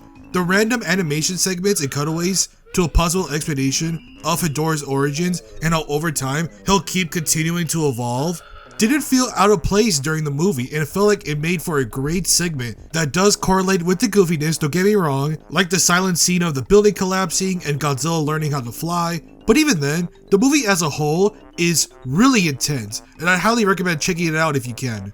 It even has Godzilla attempting to pose like Ultraman to block Hedorah's beam. How did I not notice this upon rewatch during the tier list video, but he does do it during the film. What a crazy reference, I didn't expect to see that at all. What an exquisite movie Godzilla vs. Hedorah was. It's maybe one of the greatest stories ever told. It's got it all. It's got a little something for everyone. A story of betrayal, violence, love, terrorism, action, drama, mystery. Godzilla vs. Badalamenti is an insane movie. This movie is just crazy. Not only is the story absurd, but the visual effects are on another level. Honestly, some of the best in the Heisei era, which is saying a lot, because the Heisei era had some amazing effects for the franchise. Biollante is a spectacle to behold. The level of craftsmanship that had to go into her appearance, how she attacked, and how she was able to move were all so perfectly executed that I have to give props to Koichi Katakita and the entire special effects crew, as Biollante is one of the most impressive kaijus I have ever seen. Again, the fact that Toho held a contest to decide the next plot for their next Godzilla film, and this was the winner, is hilarious to think about. Out of all the entries, this one had to be the most insane one. Godzilla vs. Biollante has everything: espionage, mad scientist experiments, chemical warfare, acts of terrorism, Godzilla, and so much more. The story does get a bit chaotic at times with all the twists and turns, but at the end of it all, it wraps a nice bow on it and makes for a really great conclusion. A stand-up performance I have to highlight is Kuniko Minamura's performance as Dr. Kazuto Kirishima. His performance as the jilted scientist who lost his daughter thanks to working with Godzilla cells in an attempt to end nuclear warfare was great. His performance was exceptional, and you can see the progression in his slow descent into madness as he tries to do everything in his power to revive his daughter, no matter the cost. With the new 4K Criterion release just being announced at the time of this recording, I would highly recommend checking out this movie when you have the chance. An underrated Godzilla movie that could turn casual kaiju fans into lovers of the genre. That's how great this movie is. Wake up! Wake up! Wake up! Wake up! Wake up! Wake! This movie still holds up even to this day. Each rewatch of Godzilla vs. Mechagodzilla ages like fine wine. The effects, music, characters, and monster fights are all peak Showa era madness. Then if I had to pick one movie that would encapsulate what the Showa era meant to Godzilla, it'll be this film. Mechagodzilla is such an iconic character that it feels weird not to have at least one new Mechagodzilla movie in each era. And to be honest, if you haven't noticed already, all of these movies are some of the best in the franchise. And one can argue that the greatest villain Godzilla has ever faced is not King Ghidorah, but actually Mechagodzilla instead. But one part that I never understood during this movie was, why did the alien apes from outer space need the old professor to help them repair Mechagodzilla? I get he's an expert on space metals, whatever that means, but the fact they couldn't just repair Mechagodzilla on their own just shows a lack of planning when it comes to their master plan. And another thing, in Terra Mechagodzilla, why didn't they turn back to the apes after they got shot? They just kind of stayed humans for some reason. I don't know why. Maybe they just have the effects for it? Who knows? But it is funny to think about, if they didn't kidnap the professor, would they just be out of luck and not be able to repair Mechagodzilla on time to have Godzilla King Caesar stop him? It's like, what would have happened? Would they just be out of luck or something? Wait, actually, I think they would have been fine, as the King Caesar song takes like, what, 5 minutes for him to wake up? I mean, how lazy is King Caesar? I mean, even the song baits us into thinking that it's over after 2 minutes, but then it just keeps going. It's like, my god, King Caesar, just get an alarm clock or something. But I can relate to King Caesar, as sometimes even I wake up in the middle of the afternoon sometimes. And the main characters are constantly getting saved by a secret agent who is working for the international police named Interpol, which is also in Terror of Mechagodzilla. But unlike that Interpol agent, who's kind of useless, this one is actually overpowered, as he's mainly in the shadows, lurking behind everyone to see what's really going on with the evil apes. This film is an absolute ride from start to finish. This movie sets a standard on what makes Godzilla movies so great. And now we're on to the top 10, and I'm sure everyone will be calm, cool, and collective when they finally see which movies I feel belong in the upper echelon of the Godzilla franchise. Godzilla, King of the Monsters, alive, surging up from the depths of the sea on a tidal wave of terror to wreak vengeance on mankind. Godzilla, King of the Monsters, it's alive, a gigantic beast, stalking the earth, the mightiest monster of them all. See Godzilla! Rewatching this film again, I can't believe I'm about to say this, but Godzilla King of the Monsters is a better version of the third Godzilla anime movie. Now what the hell do I even mean by this? I hated almost everything about the Godzilla anime trilogy, so how could this movie be in my top 10 Godzilla movies of all time, while the Planet Eater is hovering near the bottom? That may be the case, But if there was one good thing that the anime trilogy did, it was the theme and the tone throughout the films were the only thing that was actually well done. The whole themes of faith and the true convictions of what it means to take revenge and how far someone will go in their beliefs is present throughout the trilogy. But how does that relate to King of the Monsters at all? Well, for that, let's look at the main characters. Just like in 2014, a family is torn apart due to the events of the San Francisco attack, leaving both Friday Night Lights coach Kyle Chandler and Conjuring legend Vera Farmiga haunted by the death of their son, which has sent them down very different paths, with Kyle Chandler wanting all the Titans destroyed and killed before they get released and destroy the world. But with Farmiga, she wants to attempt to save the Earth by releasing the Titans and instead coexisting with them in order to provide true balance to the world, as she sees humanity's constant thirst for progress leading to nothing but death and destruction and the decay of the planet. Now, does that seem familiar to anyone else? That's basically the whole exposition the Gamera cultist? Oh no, not the Gamera cultist, that's insane. Anyway, that's basically the whole exposition the Ghidorah cultist gave to the main character, and also both Ghidorahs are nearly the same, with both being otherworldly entities that alter the reality of the Earth. The anime Ghidorah can bend reality to its will, while the Monsterverse Ghidorah can alter the Earth physically by constantly having hurricanes around them at all times. And if both of these Ghidorahs were left unchecked, would not only bring the extinction of the human race, but also the end of the other Titans as well. They are both seen as the cleansing the planet needs to stop the disease that is humanity.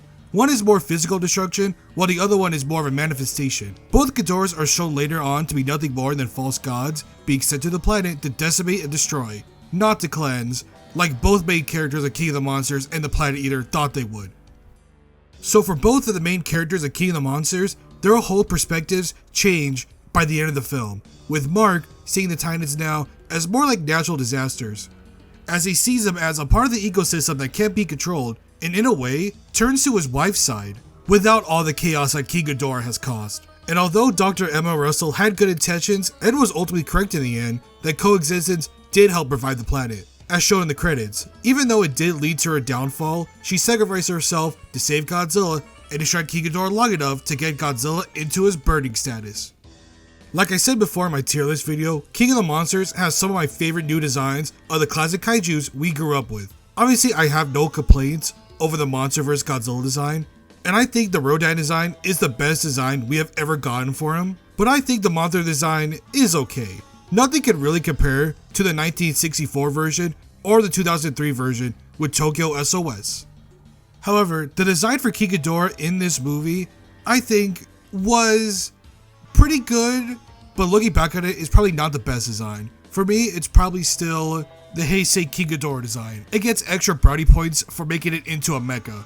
But I do think the one thing that makes the Monsterverse Ghidorah stand out from the rest is the fact that each head has its own personality, and Ghidorah is easily the most deadliest he has ever been in the Godzilla franchise, really living up to the moniker of Godzilla's arch rival. The Titans are all granted mystique in this film, as they are shown as gods to their respective ancient civilizations that can either be benevolent, such as Behemoth and Mothra, or destructive natural disasters, like Rodan or Ghidorah. Godzilla King of the Monsters is that one movie that has a perfect mix of Showa era style messages and kaiju fights that really goes alongside the elements that made 2014 amazing. But I do wish that the other Monsterverse movies had this same feeling. I don't know how to truly describe it, but it just works in this movie. I know some of the other movies like Godzilla vs. Kong and even The New Empire sort of have these elements in there, but they don't really click together like how in this movie it does. And I do think that the main characters are compelling enough that although some of the other characters are goofy and make cheesy one-liners, the rest make for a memorable cast to go alongside some of the best fighting scenes in the Monsterverse that have still yet to be matched nearly 6 years later. And another compelling character is Ken Watanabe's Dr. Ishiro Serizawa, as he is great in this movie, completing his character arc from the first movie and sacrificing himself to help revive Godzilla. Godzilla saved his life in San Francisco during the Muto attacks. He only sought to do the same for a creature he had been studying and idolizing for his entire professional life. And need I say anything about the fantastic score done by Bear McCreary, able to combine new and old themes from the Godzilla series and create such iconic themes for both Rodan and Ghidorah that now whenever I see the old movies with King Ghidorah and Rodan, These themes from this movie are now permanently in the back of my mind. He is severely missed in the Monsterverse, and I don't believe he'll return for the 2027 film, but I do hope in the near future, when Godzilla gets his own solo film again, that they could go get Bareback to make another iconic soundtrack for the Monsterverse. If you can't tell already, Godzilla King of the Monsters is my favorite Monsterverse film by a wide margin. The gap between first and second for me is way bigger compared to 2014's and Skull Island's placing. Michael Dougherty made a worthy sequel that not only innovates from the first movie, but exceeds it. This is Hollywood Godzilla done right. I acknowledge my King of the Monsters. Long live the king. Hey, what's up? It's me. Stop! Godzilla vs. Destroyer is the ultimate finale for not just the Heisei era, but for the entire Godzilla series. This is what a proper finale should be for a major ongoing series, like the finale of The Sopranos, The Return of the King, or Endgame. This movie is the perfect swan song for Godzilla. I'm so glad we're getting more Godzilla movies 30 years later after the intended climax, but man, saying that sentence, it's crazy to think that it's been nearly 30 years since this movie has been released. It's as old as my brother. Destroyer is the perfect villain when it comes to what Godzilla's final opponent should represent.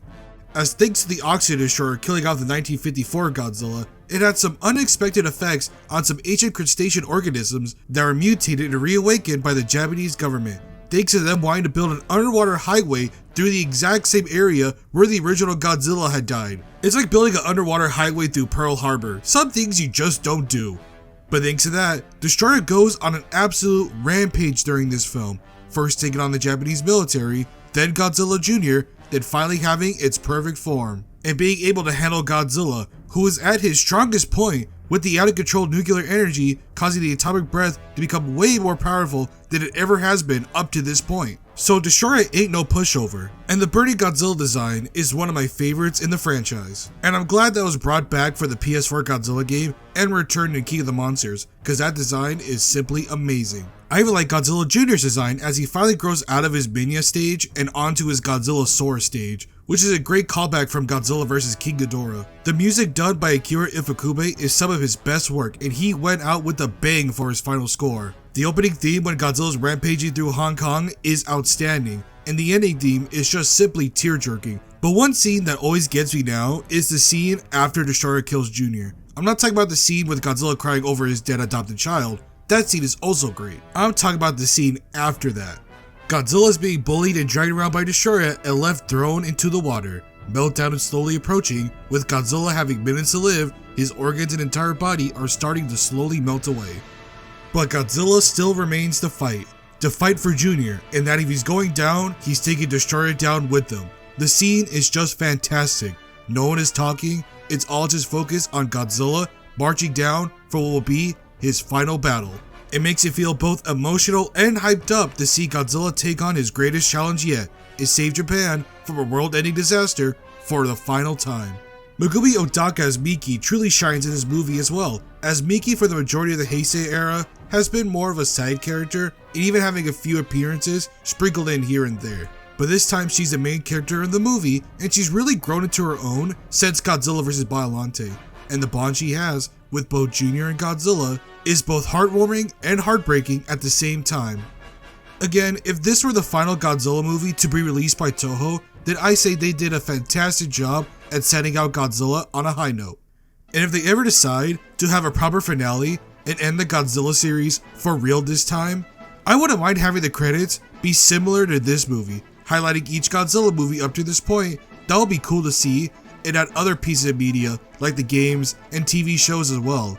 But hopefully that will never happen for another 2 decades or so we're fine for now. And there is a window to have Destroyer in the Monsterverse. I'm just saying that area where the Oxygen Destroyer hit could be uninhabitable until they realize something's alive in there, and it could be the Star of Destroyer. I'm just saying, you could put that in there.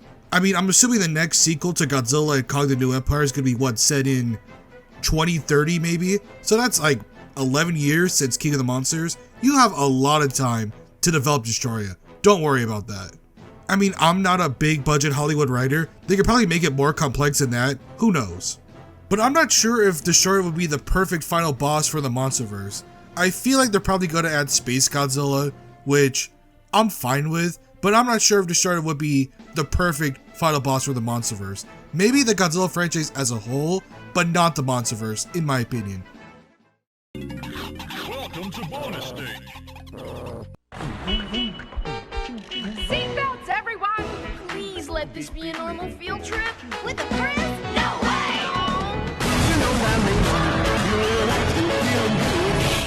With Season 2 just finishing up production as of this video's recording, this will mainly be focusing on the events of Season 1, and if you know anything about the ending for Season 1, then you know just how excited we all should be for the upcoming season. Monarch Legacy of Monsters is not a Godzilla show, and I have to put that in quotations as it has Godzilla in it, but in reality, the show is about Monarch and how the operation started back in the 1950s with the awakening of Godzilla and the rise of the Titans, to go alongside the events that predate Godzilla King of the Monsters and Godzilla vs. Kong. So if you're going into the show expecting to see a lot of Godzilla, you'd be sadly disappointed. But even without Godzilla, I absolutely love this show. Every single character in this show is hiding from either something from their past or part of their family legacy, or family curse according to some of them. And with all their mistakes, it all ties them together with Monarch's current situation set somewhere between 2014 and King of the Monsters. For me, the real highlight of the show was the flashbacks into how Monarch was formed in the first place. That was with Wyatt Russell, Mari Yamamoto, and Anders Holm, aka pre-crisis John Goodman, are all fantastic in the show, and seeing the struggles these three go through just to get funded and provide proof of Titans existing to the joint military operation was well done in my opinion. But one thing that always stuck in my mind when I finished watching the show was Kurt Russell's speech to the Monarch director about Monarch and how it's staying in the shadows rather than doing anything to provide solutions to the Titan problem. And that all stems down to what if Godzilla had lost. That is such an insane contrast to Zerozawa's let them fight moment, as Red is not wrong in this situation. What if Godzilla had been killed by the Mutos? What if the Mutos' offspring were all able to hatch and destroy the United States? Heck, would they stop there at the United States? Would they just easily conquer the world? What would Monarch's plan even be? Did they even have a plan B in case Godzilla had been killed off? We'll never know because they got lucky that Kraven and Godzilla were there to stop them, but what about the future threats that they don't know about? Kurt Russell really showcases how inept the organization had become, and they had to get out of the shadows to help combat the rising Titan crisis, with or without Godzilla's help. This show is going somewhere in the top 10 for me. The world building it does for Monarch and the Monsterverse is phenomenal, and it makes me excited just to see what's next for Monarch as they try to handle another apex predator and possibly what happens to his home before the events of Godzilla vs. Kong. I guess we'll have to wait and see what Season 2 has in store for us. Am I the only one who understands the complexities of this ambitious cinematic masterpiece? This movie isn't stupid! You're stupid! Oh, Billy, why you gotta be like that? Yes, I have Son of Godzilla as the 8th best Godzilla movie ever made. If you can't tell already, this is my ultimate guilty pleasure movie. Yeah, I know I don't think much of Komunga and Kamakuras as villains in this movie, but Son of Godzilla isn't about those two. It's about the everlasting bond between father and son. The story revolves around scientists experimenting on an uninhabited island to attempt to control the weather, and if successful, can make inhospitable lands hospitable again. But they want to change the climate of frozen tundras and deserts, which would drastically change the animal life and plant life currently living there, and basically force them into extinction. Which, wouldn't that make things a lot worse? But who knows, climate change is real, damn it. But by altering the weather, the Kamakuras that used to be 8 feet now grow thanks to the radiation and are seen bullying a random egg that has been causing some radio interference. But once the egg hatches, it turns out to be the spawn of Satan himself, Minya, and luckily Godzilla saves the day before any more harm can befall Minya. Son of Godzilla is great because at first, Godzilla literally has no idea how to parent a child, expecting Minya to defend himself like he has done for so long, and the slapstick with Minya getting hit by Godzilla's tail is comedy gold. Even the cast of characters in this film are great, as the scientist, reporter, and the stranded woman who's been there for nearly 12 years all play their roles well and go hand in hand with the child-friendly Godzilla movies we were getting at the time. The dynamic between Minya and Godzilla is adorable to witness, as Godzilla wants Minya to reject humanity as they haven't been too kind to Godzilla over the years, with Minya even throwing a hissy fit when he's not allowed to see the nice lady giving him treats anymore.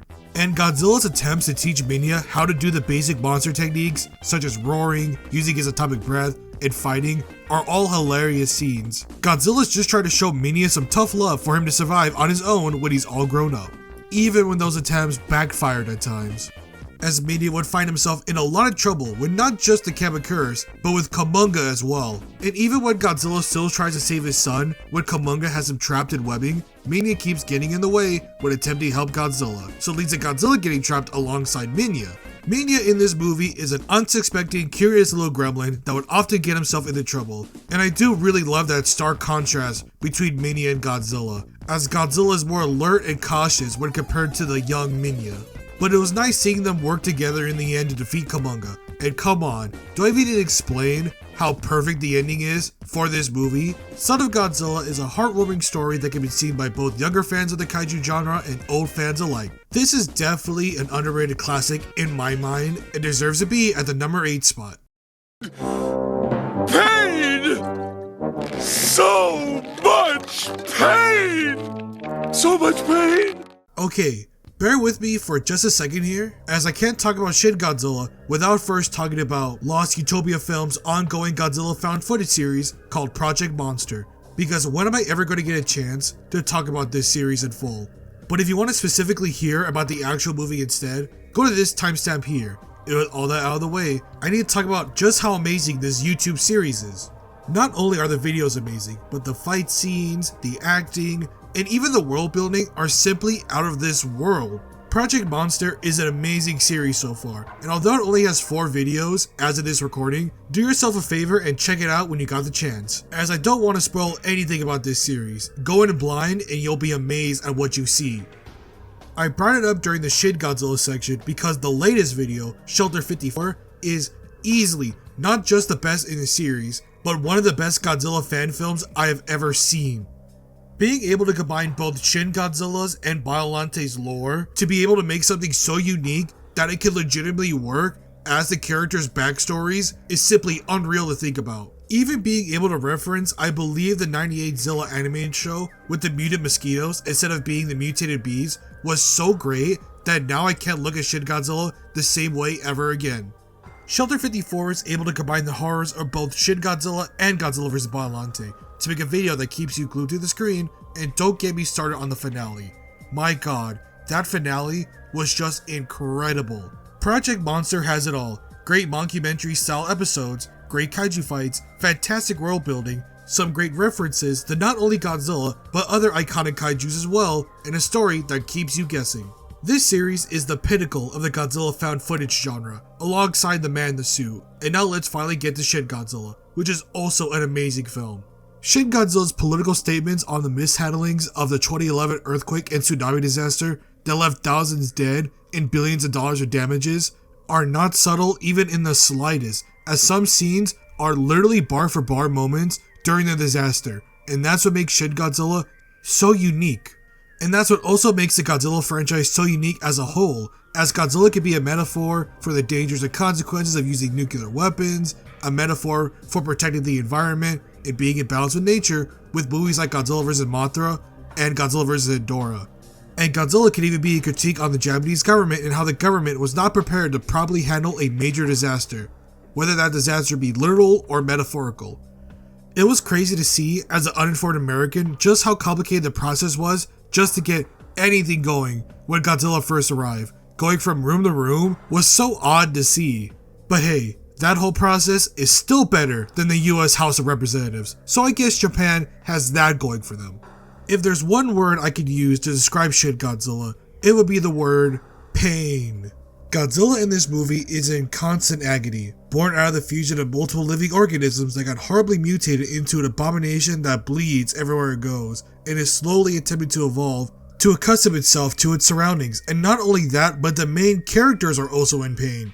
The threat of Godzilla is ever present, and the constant struggle between going through the normal disaster protocol, all while the US is attempting to go full on DEFCON 1 on Japan and launch nukes at Godzilla in an attempt to kill it. This leads the Japanese government and the main characters to find a way to kill Godzilla quick or else face nuclear warheads again in the mainland of Japan. Shin Godzilla is also unique in that it harkens back soundtracks from the original iconic Godzilla movies, such as the 1954 movie, Terror Mechagodzilla, King Kong vs. Godzilla, Invasion of Astro Monster, and even Godzilla vs. Mechagodzilla 2. Although for that track they accidentally mistake it as another track from Invasion of Astro Monster, when it's clearly the opening music from Godzilla vs. Mechagodzilla 2, I don't know why Spotify messed that up, or maybe someone creating the soundtrack accidentally messed it up, but either way, it's the opening theme of Godzilla vs. Mechagodzilla 2, and you can't tell me otherwise. These tracks fit seamlessly into the movie and not only pay homage to the originals, but also add on to the story and do not feel forced in the slightest. That's not to say that the original soundtrack dubbed by Shiro Sagisu wasn't spectacular either. His tracks were remarkable, and the most iconic scene also has one of the most iconic songs in the film. Who Will Know is so chilling of a theme, and the whole scene of Godzilla laying waste to the city in mere seconds, with the music ramping up and showing the entire city engulfed in flames, with shots that are eerily similar to 1954 in actual disaster footage from the 2011 tsunami, was haunting. And I'm shockingly glad that we never got a sequel for this film. Shin Godzilla works perfectly as a standalone film, and although a sequel would have been nice, what we got from directors Hideki Anno and Shinji Higuchi was so unique and instrumental on breathing new life into the franchise alongside 2014 that without these two movies, I highly doubt that we would have gotten more movies from Toho in the near future. Now all we need is a Shin camera and we be set. Come at me, motherfucker, I'll fucking destroy you. I know, I'm surprised as well. The greatest Mechagodzilla for me growing up will always be Mechagodzilla 3, probably because MG3 was always fun to use in Save the Earth and Unleashed, so I will always have a special place in my heart for Kiryu. However, that can't be said for Mechagodzilla 2. In the Shadow Monsters Melee, Mechagodzilla 2 was always the last monster you faced in adventure mode, and was one of the last monsters you would obtain in the game by beating the game with every monster on medium difficulty. So as a kid, I'd always have trouble getting to Mechagodzilla as he would always beat me in the end when I had 0 lives left in adventure mode. So this would always result in me, whenever watching this film, still enjoying the movie, but I would usually prefer watching the other MG films if I had the chance. I just never cared for this movie as a child growing up. I bring this up now, just so I can tell everyone that Godzilla vs. Mechagodzilla 2 is not only one of the best Heisei films, not only one of the best Mechagodzilla films, it is deserving of being titled one of the best Godzilla films ever made. I'm not sure if this would count as a hot take, but if you were to tell me what makes Godzilla so special to me, and what movie would be the ultimate love letter to the franchise, it would be Godzilla vs. Mechagodzilla 2. I know that's a lot to take in just now, but just bear with me for a while so I can go into further detail why I believe this movie deserves to be recognized as one of the very best that Godzilla has to offer. Although at first glance the movie looks like it doesn't have an impactful story like Godzilla vs. Destroyer or even Godzilla vs. King Ghidorah, I feel that the story behind this movie is shockingly much more emotional, and one could even say has higher stakes when comparing it to the other movies in the series. I know it's tough to compete with time travelers attempting to erase Godzilla from history and Godzilla having a literal meltdown, but with Godzilla vs. Mechagodzilla 2, I feel the story is just as good due to the fact that Godzilla isn't even the villain in this story, nor could he be truly seen as an anti-hero. Godzilla in this story feels reminiscent to the classic 70s Showa era Godzillas as he's on the search for his missing child, and Godzilla's rampage on Japan isn't out of spite, but out of a frantic search for the missing baby Godzilla. And in this movie, there's no real villain for the story. I know Rodan and Mechagodzilla 2 can be seen as antagonistic forces, but I wouldn't really say they're villains in this story. Heck, even Rodan sacrifices himself to help Godzilla repair his missing brain. Also, some people did point out to me that Godzilla is technically crippled by Super Mechagodzilla 2. But at first glance, does Godzilla look crippled here to all of you? I don't think so. But back to the point, even Mechagodzilla 2 isn't truly a villain in this story as well, as MG2 was created by the GDF after the events of Godzilla vs. King Ghidorah, where Godzilla left the city of Tokyo in ruins after defeating King Ghidorah. So building their own mecha created from the corpse of the dead Mega King Ghidorah is a cool idea that helps give the GDF an advantage over Godzilla. At least for a few minutes. The fight scenes in Godzilla vs. Mechagodzilla 2 are all well done, and each fight gets better and better as the movie progresses. And each monster gets a solo fight with each other, like Godzilla vs. Rodan, Godzilla vs. Mechagodzilla, Rodan vs. Mechagodzilla, and then finally in the end, Godzilla vs. Super Mechagodzilla. So there's a lot of variety of fights going on in this film, and seeing Rodan take on Mechagodzilla was great. And the sacrifice in the finale is much more impactful due to the fact that Godzilla and Rodan were at constant odds with each other throughout the film. Like when Rodan attempted to eat baby Godzilla and even kidnap both baby and the scientists who had grown fond of little Godzilla. The movie portrays the idea of who's the real monsters beautifully here, when showing Godzilla with more compassion this time around. It makes some of the GDF members ponder if they're going too far by attempting to fully cripple Godzilla while using baby as a way to discover Godzilla's weak spots. Godzilla vs. Mechagodzilla 2, quite frankly, is an amazing film from start to finish. A real treat for first-time watchers that has it all. Kaiju fighting, great music, a good message to ponder that makes for an amazing movie, not just for the Heisei era, but for the entire series. Peak cinema, right here.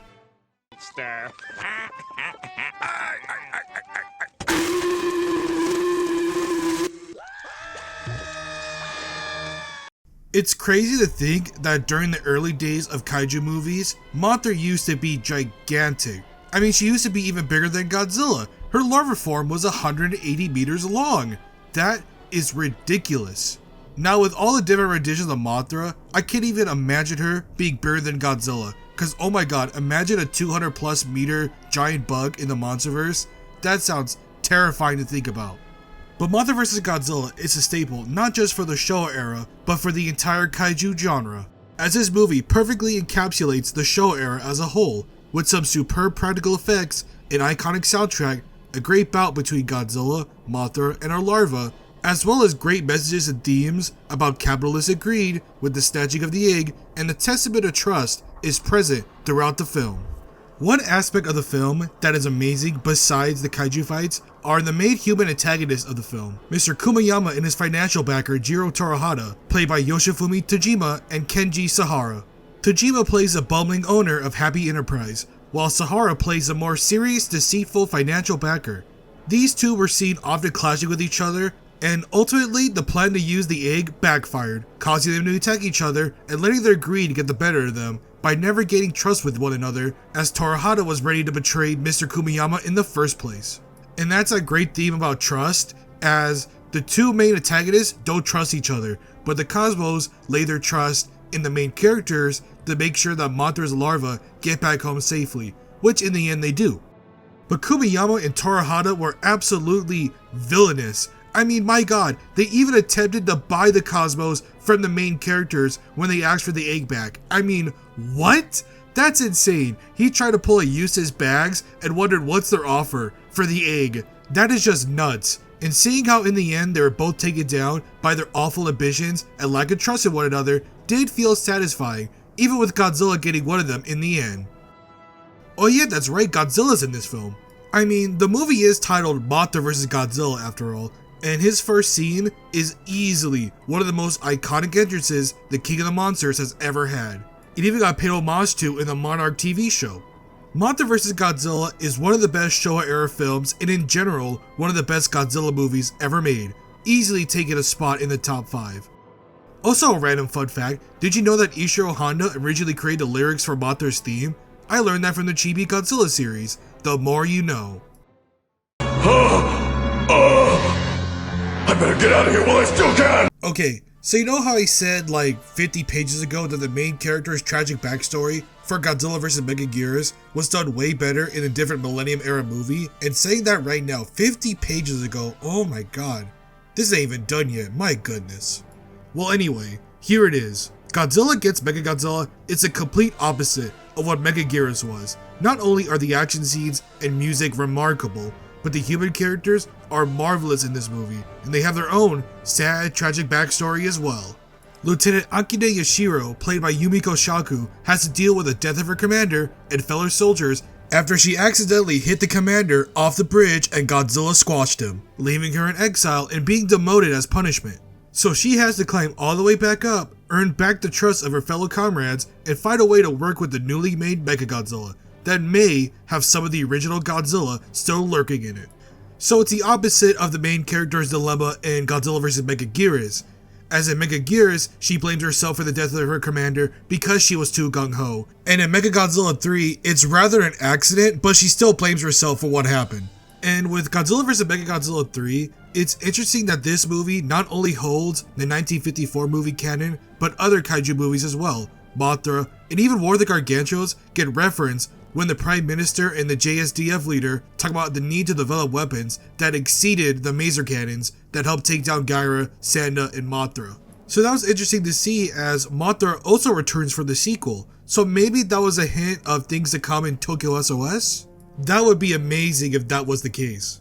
And I remember during one of my PS4 Godzilla streams, someone mentioned to me what my favorite kaiju was out of the entire genre, and the more I thought about it, the more it became clear that Mechagodzilla 3 is just unequivocally the best design out of any kaijus in the genre. And is one of the best designs out of all the Mechagodzillas. Mechagodzilla 3 is just the perfect blend of Mechagodzilla 1 and 2, and is a perfect homage to the other MGs from the Showa and Heisei eras. Also, the soundtrack made by the returning Oshima gives me serious Iwakube vibes, and the themes for both Godzilla and Kiryu are all massively crafted that if any themes were to return or be remade for any of the future films, I'd hope it'd be one of these two, because my god, it is that good. Just listen to the whole soundtrack when you have a chance. It is easily one of the top 5 greatest Godzilla soundtracks ever made, and that is saying something. Godzilla against Mechagodzilla is the perfect blend of compelling kaiju fights alongside memorable protagonists that makes it stand out as one of the greats in the franchise, and takes its place as the greatest Mechagodzilla movie ever made. Oh, we're so sorry to hear about your brother that passed away. He gets 5 big booms. Boom! Boom! Boom! Boom! Boom! What can I say then? God, I love this movie. Everything about Godzilla, Mothra, and King Ghidorah Giant Monsters All-Out Attack is simply fantastic. The suitmation and kaiju fights are all amazing, the characters are enthralling, and the story is simply chaotic. And dare I say that the music for this movie is probably top 3 in the entire franchise?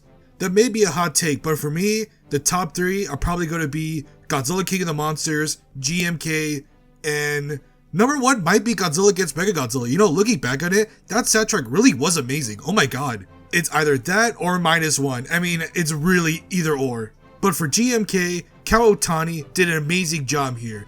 And director Shizuke Kaneko gets a flex that he helped work on Ultraman, Godzilla, and Gamera, with all of them being amazing. Especially the Heisei Gamera trilogy. The story revolving around Godzilla being the souls of the lives that were killed by the Japanese army is a crazy concept. It kind of reminds me of what the Ghost Godzilla concept could have been, and the design is one of the best in the series. Godzilla is so expressive in this movie and highlights just how angry and vengeful this Goji really is.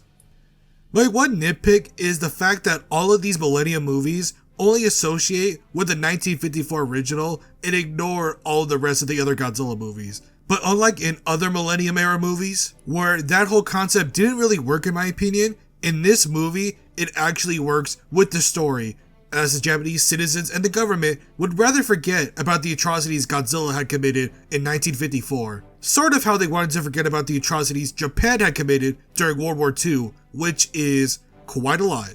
I mean, their actions ruined Korea. So throughout the story, the citizens of Japan that didn't live through the Godzilla rampage usually associate him as an urban legend. And even when the first monster appears, that being Baragon, the Japanese government at first believes this to be Godzilla, as well as the citizens. But it doesn't take long until the true King of the Monsters appears. And Godzilla really goes off in this film. He is on a rampage, killing innocent civilians left and right, showing glee when destroying the Japanese military, and even eating a submarine during the middle of a fight. I mean, Godzilla is just ruthless. But the whole idea of Japan forgetting about the horrors that they themselves and Godzilla had caused is encapsulated perfectly with the main character's father, Admiral Taizo Tachibana, who is played by Ryuno Ozaki. He is the only one who had first-hand experience on the true destruction and tragedy that Godzilla had caused in 1954, as he was a child during the attack and had scarred him for life. He never forgot what he saw that day, and I thought his performance was well done.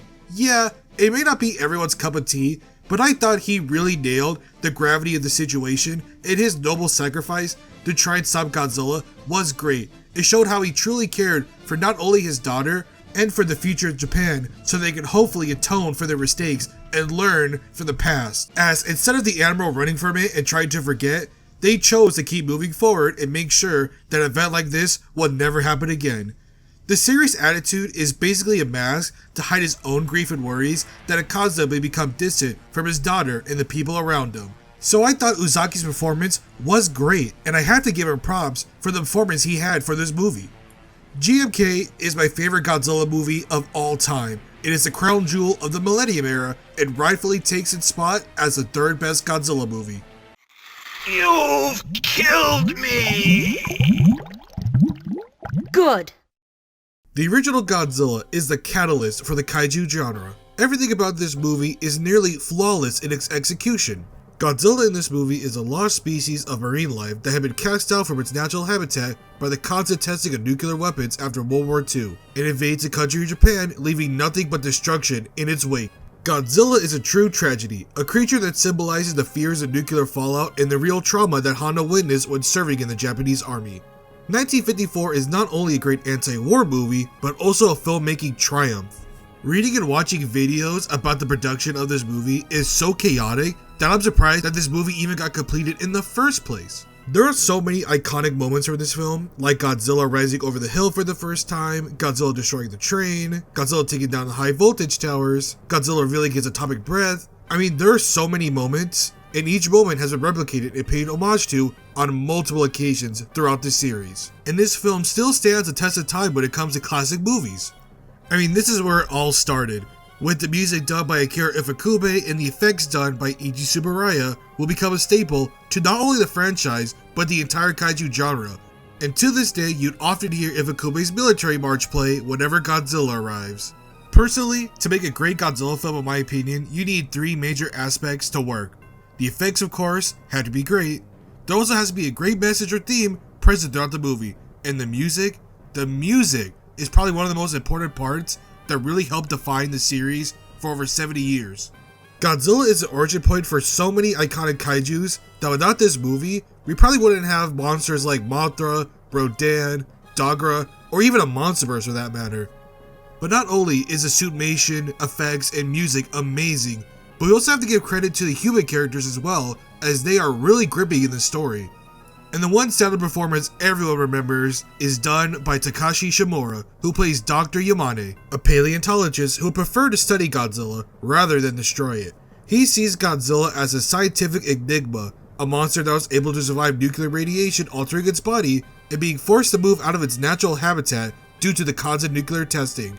You can really empathize with Yamane's dilemma here. Godzilla is a once-in-a-lifetime discovery, as he could be the key in possibly stopping a future where nuclear use is running rampant. But he's not the only one dealing with his issues while Godzilla invades Japan. Each of the pivotal characters of Godzilla are dealing with their own issues, whether it be Emiko Ogata's Secret Romance or Dr. Serizawa's creation of the Oxygen Destroyer, which, if taken by people who want to use it as a weapon, could lead to the destruction of all mankind. And that's what makes this movie so amazing, that Godzilla stands as a symbol for mass destruction due to the use of nuclear weapons, and that nuclear fallout can occur anywhere, and that it's a terrifying reality that this film portrays. For nearly 7 decades, this movie was the standalone king of the Godzilla movies. Even if you love the other movies, most if not all kaiju fans would agree that the original would always reign supreme over all of them. But that all changed on November 29th of 2023 when a new Godzilla movie was released in theaters that would change everything. Still gonna kick all of these. -1.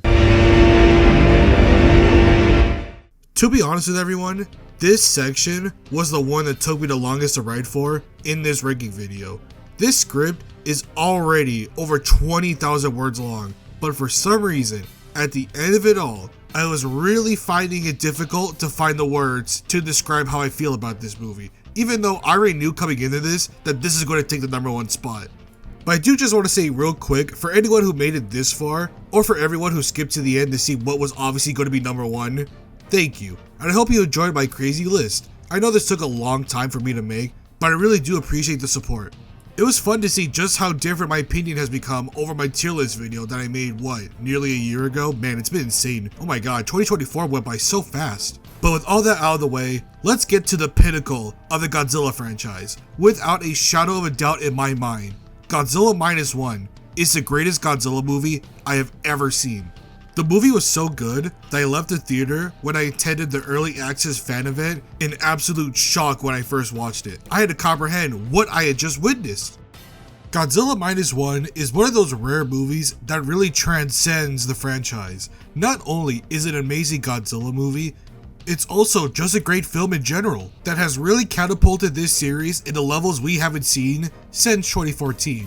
It's to the point where we're really in the golden age of Godzilla movies, as we can expect multiple Godzilla movies in the near future, not just from Toho, but also from the Monsterverse. I mean, we are really eating good as Godzilla fans. Also just announced after this recording, Toho finally gave the green light to director Takashi Yamazaki to make another sequel to Minus One, which may be revealed by the time this is out. I'm not sure yet, hopefully it might be. But here's hoping we keep Godzilla as a villain. Maybe he can face smaller monsters like Gamera, or maybe even Anguirus again. I mean, bring back my boy Anguirus. He hasn't been seen in a movie in over 20 years. In any case, like I said before, this is the golden age for Godzilla fans. Gone are the days of waiting a decade for any sign of a possible movie.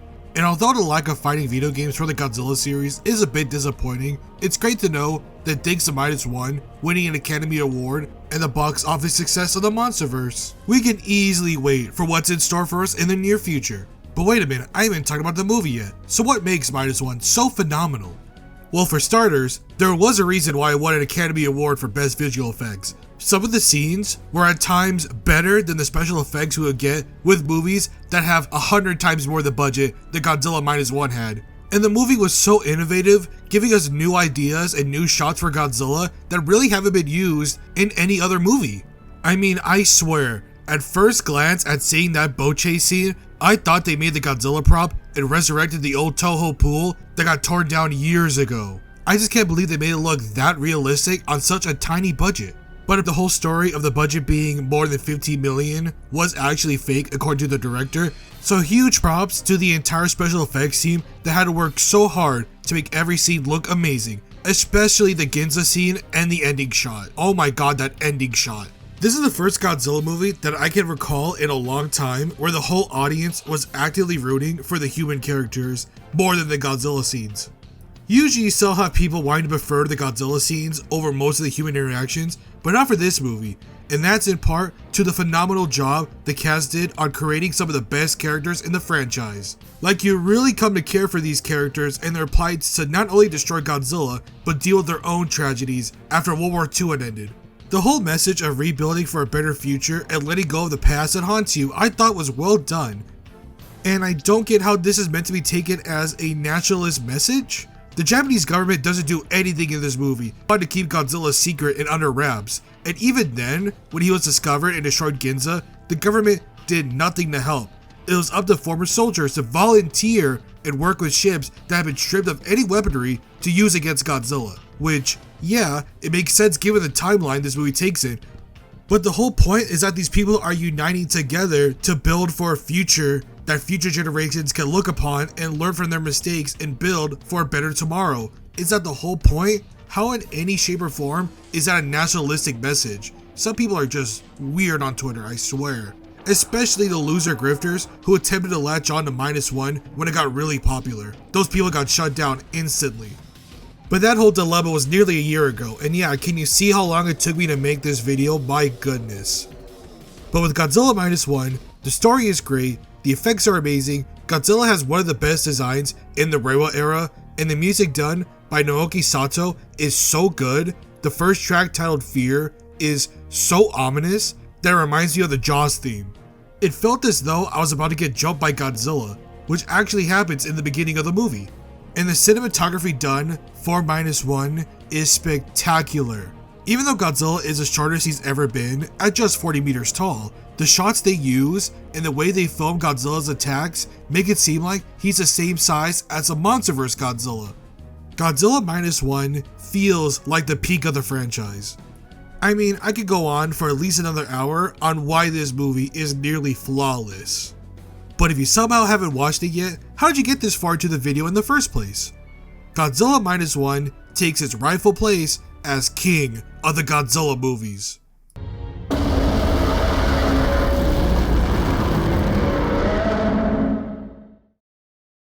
But that is it. After 38 movies and 5 bonus sections, we have finally come to the end of the video. That ranking video was absolutely so much fun to make, but I do apologize that it did take me nearly half a year to make this. I know the lack of Pokemon content on my channel has been apparent, as what was the last time I actually published anything Pokemon related? Like 3 months ago? And I do apologize for that. I know I wanted to focus on this video to get it over with, but don't worry. For anyone who's busy with the Pokemon challenge videos, I do have multiple ideas ready to go, and those will all be streamed on my Twitch channel, which you can find in the link in the description.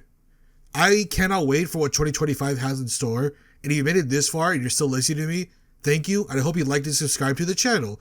For the next ranking video, I don't know if it's going to actually be on Mothra or not. I'm going to take a break from this because, my god, this was a chore to do. I mean, getting all 38 movies footage, having one of them corrupt does suck, especially for 1998, but getting all the footage, editing it, getting the music in the background, making sure you sound right, and even then, you can have little mistakes here and there. It's just so annoying, and I do apologize for some of the sections that do sound a little bit rough. You can tell how long it's taken me by the quality of the other videos, and some of them, it is apparent, but I do hope you enjoyed the video, and the Mario Party content will return to the channel. Do not worry about that. That is not going anywhere. I'm just going to take a break from it for a week, probably a week or two, and stream all the Pokemon challenge attempts on my Twitch. And I got another challenge video ready to go that's not Pokemon related, but trust me, it is so insane that I have been waiting for months to edit this footage. It is so much fun, and I can't wait to show all of you. But with all that being said, make sure to like, subscribe to the channel, and I'll catch everyone for the next video. Later, everybody.